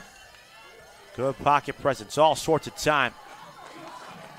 Rolling out, and we'll heave it out of play. He had Youngblood deep. He had him on a go route. He had his defender beat. He was looking for the ball, but he had to scramble out to the left by the time he was open when the pressure was coming to him. If he's able to keep his eyes up the field a little bit longer, I know it's hard to say when you have the pressure that's been coming down on you all game. But if he keeps his eyes up just another second longer looking for Youngblood, that could have been the big play they were looking for. So now here comes 2nd down and 10. Madreno pumps, pressure comes, rolls out, lofts it, going for the end zone. He's got it, touchdown. It's Burner Garcia, and Whiting's not done yet. Not done indeed. They are looking to go down the field. This vertical offense that we haven't been used to for this Oiler offense, I'm not going to lie to you, Kevin. They look pretty good when they're trying to stretch the field, stretch the ball downfield. Maybe not so much the intermediate passing game, where they've gotten a couple picks trying to do that. But when they're trying to push the ball downfield, they've found success. None better time than right now. They need to convert here, though, to keep the game alive. Down by 10. Madreno flushed out, steps up, escapes, and scores. That was well played by the quarterback. And it's an 8-point game, and here we go, Zach. He set up his defender incredibly well there. The edge defender thought he was going to go to the outside there, but he just made an incredible cut right to the inside, deked him a little bit, got the 2-point conversion. 1-score game here if they're able to get the onside, get the touchdown, get a 2-point conversion. There's a couple steps in the way there before that can happen. 4 plays, 76 yards on the drive. 1:18 left, 36-28. And we got a ball game right here. Man, oh man, Lake Station, they felt like they were running away with this thing comfortably. And now all of a sudden, they are on the edge of their seats at Lake Station High School, as well as their fans who made the trip up here. And any Lake Station Fighting Eagle fans out there around the globe. 8-point game. And Garcia will boot it away. Parker, the deep man, on his own 19. I think it's fair to say Whiting's quite used to having to do this onside kick type of kick, because that's what they do anyway. They do these squib onside kicks, so quite adjust to it. I'll tell you, there's been a little bit of bobbles every now and then from the Lake Station front during a couple kickoffs this game, so I have to see what happens here. What a game we get on Saturday, huh? Going to ask for a better one. Here we go, Garcia. Onside kick. Did it roll the 10 yards? Let's see. Whiting thinks they have it, and still waiting for a signal. Bringing the offense on the field. Recovered by the Oilers. They do. 7, Burner Garcia. Neither official from the far near side have come in and pointed in a direction yet.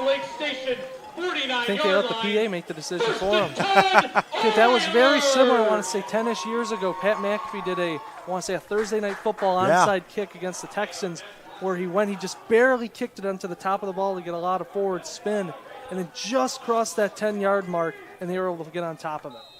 Incredibly executed. They execute well there. 78 seconds left, down by 8. Madreno is sacked.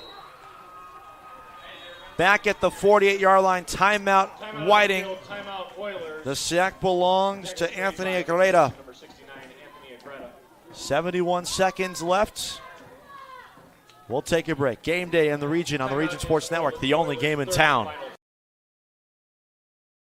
From lighting up Friday night football to powering the classrooms that shape the students of Lake County, IBEW Local 697 is proud to support our region schools and the communities we call home.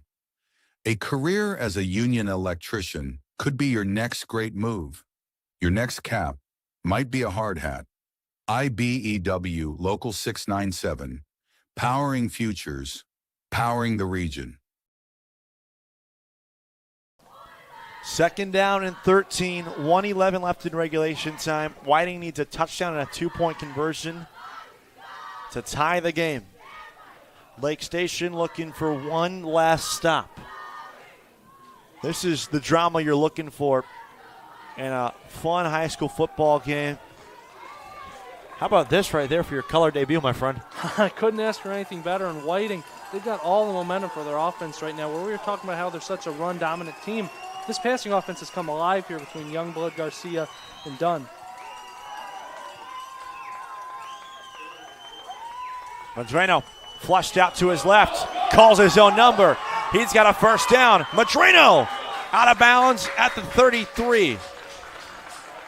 Ball carrier Oilers number 3, Julian Madreno on the carry. Great run. He just kept his eyes downfield like we were talking about earlier. He saw that all of his receivers are guarded, but you know what that meant?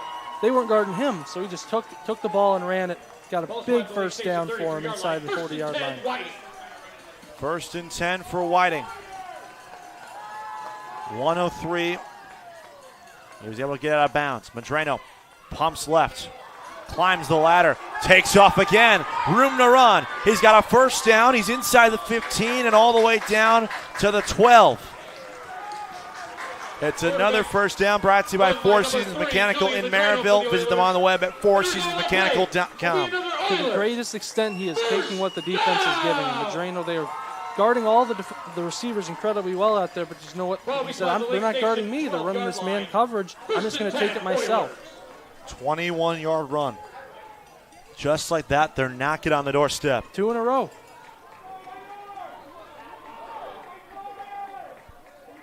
Madreno, flag at the snap, and he loses the football. Lopez falls on it, and it's an illegal shift on the offense. So in theory, well, I guess actually if Lake Station recovered it, they would have declined the foul. Illegal shift against the Oilers. And there's an injured Lake Station player down on the ground right now on that near sideline. 50.9 seconds left here in regulation.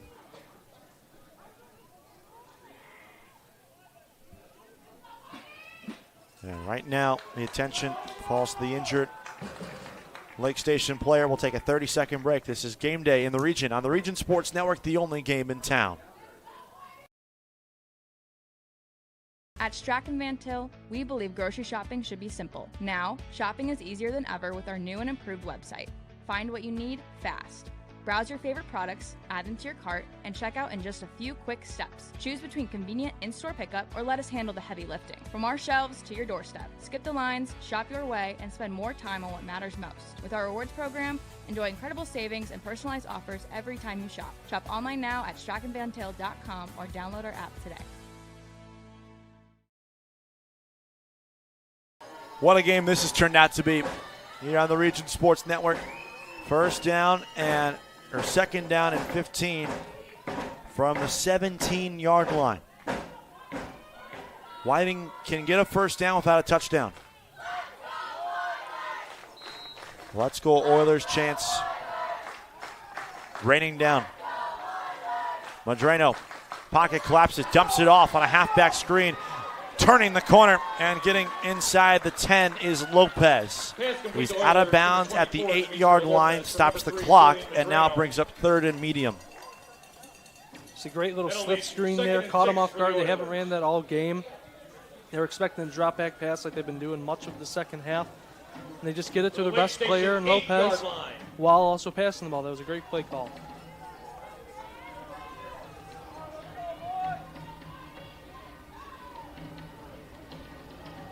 Nine-yard pickup there on the play.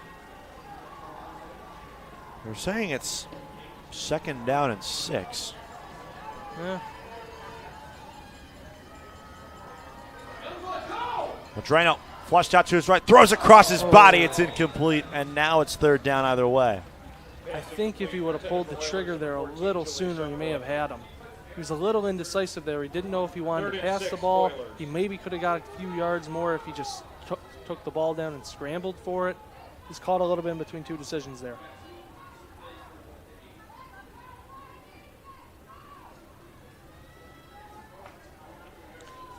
Two plays here, 2 shots to the end zone at this point, or at least get a first down. Yep. They need to get to the 2 to keep this drive alive.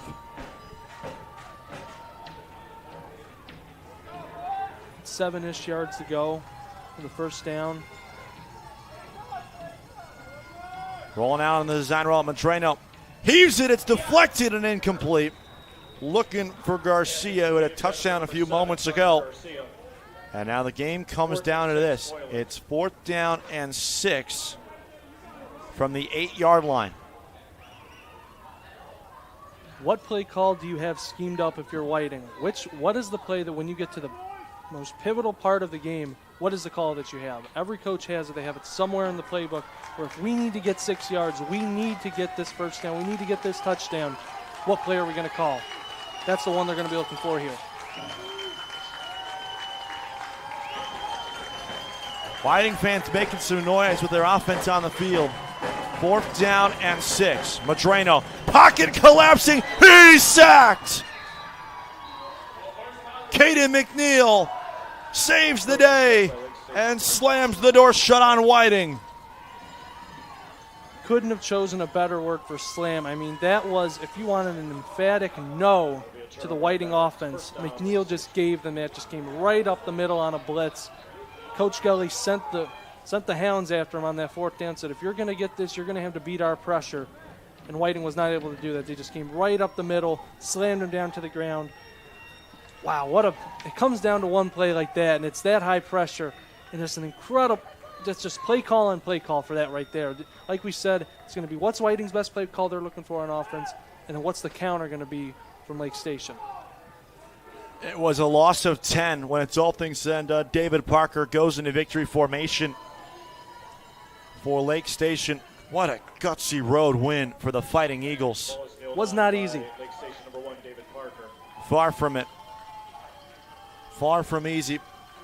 Road wins are never meant to be easy.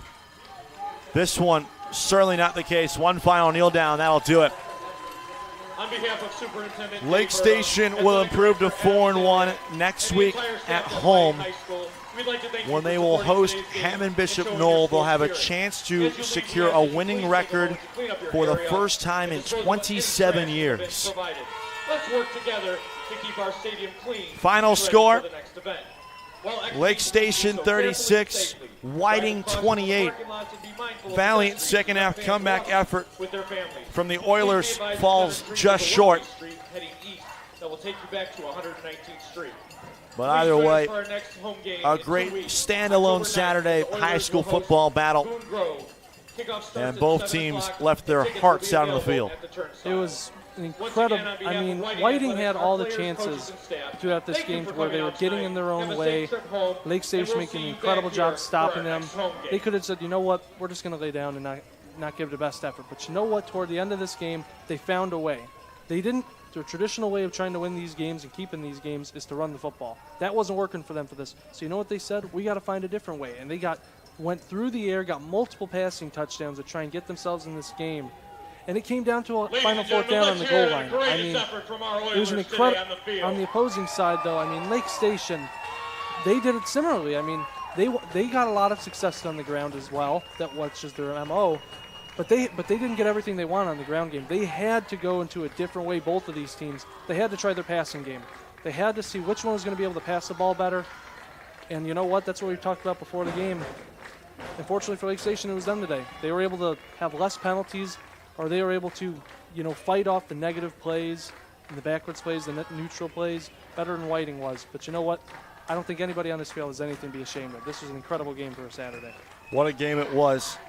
Lake Station victorious, 36-28. We'll take our final break of the night. The post-game show and some awards to be given out come up right after this. This is Game Day in the Region on the Region Sports Network, the only game in town.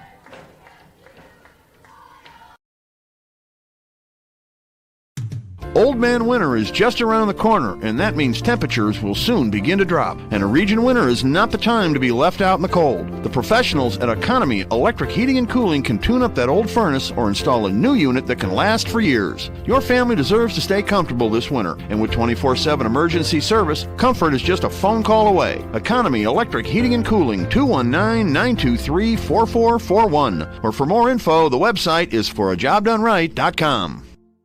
Earn while you learn from the best hands in the business. The Bricklayers Allied Craft Workers for Indiana, Kentucky Apprenticeship. That's right, this is a paid apprenticeship. I'm getting an education while learning a trade and getting paid for it. The thing that surprised me the most about this apprenticeship program is the respect I've received after the proper time and training. Classes start soon, so apply now. There are training centers throughout Indiana and Kentucky. We are the Bricklayers and Allied Craft Workers for Indiana, Kentucky Apprenticeship. The best hands in the business. Calling all current and future homeowners in the Northwest Indiana area. Whether you're buying or selling, Brent Wright is here to make your real estate journey smooth and successful. With years of experience, personalized service, and a deep knowledge of the market, Brent will help you find the perfect place or get the best deal for your property. Call today at 219-406-7195 and take the first step toward your real estate goals. Contact Brent Wright, the right way to buy and sell real estate. Have you checked out Centier Bank's student checking account?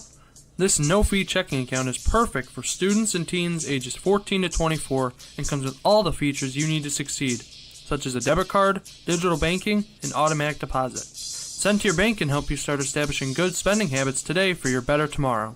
For more information, visit Centier.com/student-checking or visit your local branch.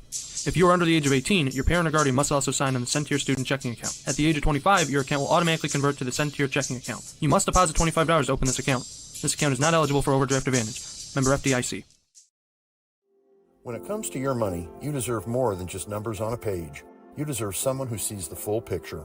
Meet Mark Machnick, one of Northwest Indiana's most trusted accounting professionals. Whether you're running a business, planning for retirement, or just trying to make sense of tax season, Mark Machnick, located in Highland, makes it simple, personal, and believe it or not, painless. Contact Mark and his team today at 219-595-5290. Mark Machnick, CPA. Blythe's Team Sports in Valparaiso is a leader in athletics apparel and equipment sales. With in-house production including screen printing, trophies, embroidery, and more, Blythe's can help you to create the perfect look. For more information, visit them online at teamblythes.com. Blythe's Team Sports in Valparaiso, where the athletes shop. Post game and closing on shop here from Whiting, Indiana. 36-28 the score in favor of Lake Station. A gutsy road win for the Fighting Eagles, who have already doubled up on their win total from 2024 here through 5 games in 2025. What a job that Coach Gully and his entire staff have done en route to a 4-1 record to begin this new campaign. Time to name the Crowd Companies Lancerman Superhero of the Game. Crowd Companies, the insurance professionals. The Crowd Companies Lancerman Superhero of the Game tonight was the quarterback from Lake Station, David Parker. Ran for 2 touchdowns, 2 gutsy, bulldozing runs, and had 2 great passing touchdowns as well, finding Harry Vargas on 2 separate occasions. He is the Lancerman Superhero of the Game. He was able to he was able to set up that passing game with his running game. He started off with those 2 rushing touchdowns, where, like you said, he was just plowing through defenders, putting his will on everybody. But you know what? Toward the middle part of the game, the Oilers were able to catch on to that. So he said, okay, how am I going to contribute on offense in another way? And he's able to find those 2 passing touchdowns to help get them to 36 and be able to hold that lead for it. He did in both ways. And it's also to say we're focusing on his offense here, but he also played all the snaps on defense, and he's returning kicks for them as well. I mean, it was a complete effort for him, and he definitely deserves to be our Crowd Man superhero of the game. Well done to him. Now time for the Blue Collar Player of the Game, brought to you by Boilermakers Local 374. Boilermakers Local 374. Earn while you learn with Boilermakers Local 374. And the Blue Collar Player of the Game tonight was the running back from Whiting High School, Demetrio Lopez, a pair of rushing touchdowns. He's into double figures now in rushing touchdowns here in 2025. Yeah, coming into this one, that's the guy we had everything highlighted on for this Whiting offense, was seeing how are they going to get Demetrio Lopez the ball, what were the Eagles going to be able to do. And I'll tell you what, he handled it very well today. He got 2 rushing touchdowns, including a huge 71-yarder. He was able to break loose. There was a little bit of adversity throughout this game for them, where they had a couple penalties, a couple negative plays, where they're like, okay, how are we going to get this? But he kept fighting through it the whole time. He knew that he is the star of this Whiting Oilers team, and he is the bell cow. How he goes is how this offense and team goes. And he said, okay, just because we started a little bit shaky does not mean we're going to finish shaky. And they performed much better in the second half of this game than in the first, and a large part of that is because of him. He had some huge plays and huge runs in that second half that sparked the comeback, the near come-from-behind victory. That 71-yard touchdown run there in the second half really will be the highlight of the day for him. And in his efforts made a one-score game. They're driving down the field. It comes down to the very final play. With that being said, it's time now to name the proud to be Union Play of the Game, presented by Ironworkers Local 395. Ironworkers Local 395. To find out how you can become a Union Ironworker, visit ironworkers395.com. And tonight's Ironworkers 395 Play of the Game was the sack by Caden McNeil on 4th down and long. A sack of 10 yards on 4th and 6 to close the door on the Whiting comeback. Whiting, that whole second half there, it was like a crescendo for their offense the entire time. They were able to just get a little bit better, until they were getting the splash plays toward the end. They get the onside kick. All the momentum is for the Oilers. They get to a 4th down on the goal line, and they're thinking, okay, the Whiting, they have their best play called up. What is Lake Station going to have as a response? Caden McNeil had his response. He went right through the A-gap and said, I'm just going to come screaming towards you and see what you're going to do. Able to grab Badeno, just throw him back. Incredible sack, end the game. A perfect nail in the coffin, so to speak, to end the game, to end their hope for a comeback. That was tonight's Ironworkers 395 Play of the Game, presented by Ironworkers Local 395, Union Strong. What a day it was here in Whiting, Indiana. Lake Station improves to 4-1, a chance to secure a winning record for the first time in 27 years rather. Next week at home against Hammond Bishop Knoll. Meanwhile, Whiting falls to 2-3 overall on the season. They have a chance to get back to 500 as they travel to Calumet New Tech next week on Friday night. What a game it was. This beautiful stadium along Lake Michigan. Great shots by our crew all day long. Special thanks to our executive producer, Chris Ramirez, our operations manager, Rich Castillo, sales manager, Heather Ames, our coordinating producer, hey, that's you, and our that's great me. Color guy and our awesome producer. That's 3 jobs in one day. How about that, my friend? I might have to put 3 on the invoice for Chris. You should. If he's listening, I'll regret that. Kevin said that for me, not me. Yeah, definitely. I'll take the blame on that one there for the folks in the powers that be. Zach Miller and our sports director, Mike DeWant. Special thanks again to our camera operator battling the light rain early on in the first half, Justin Cole. And last but not least, thanks to the coaches of each side, Glenn Gully of Lake Station, Thomas Knight of Whiting, the athletic directors for Lake Station, it's Jeff Beam. For Whiting, it's Adam Uzalik.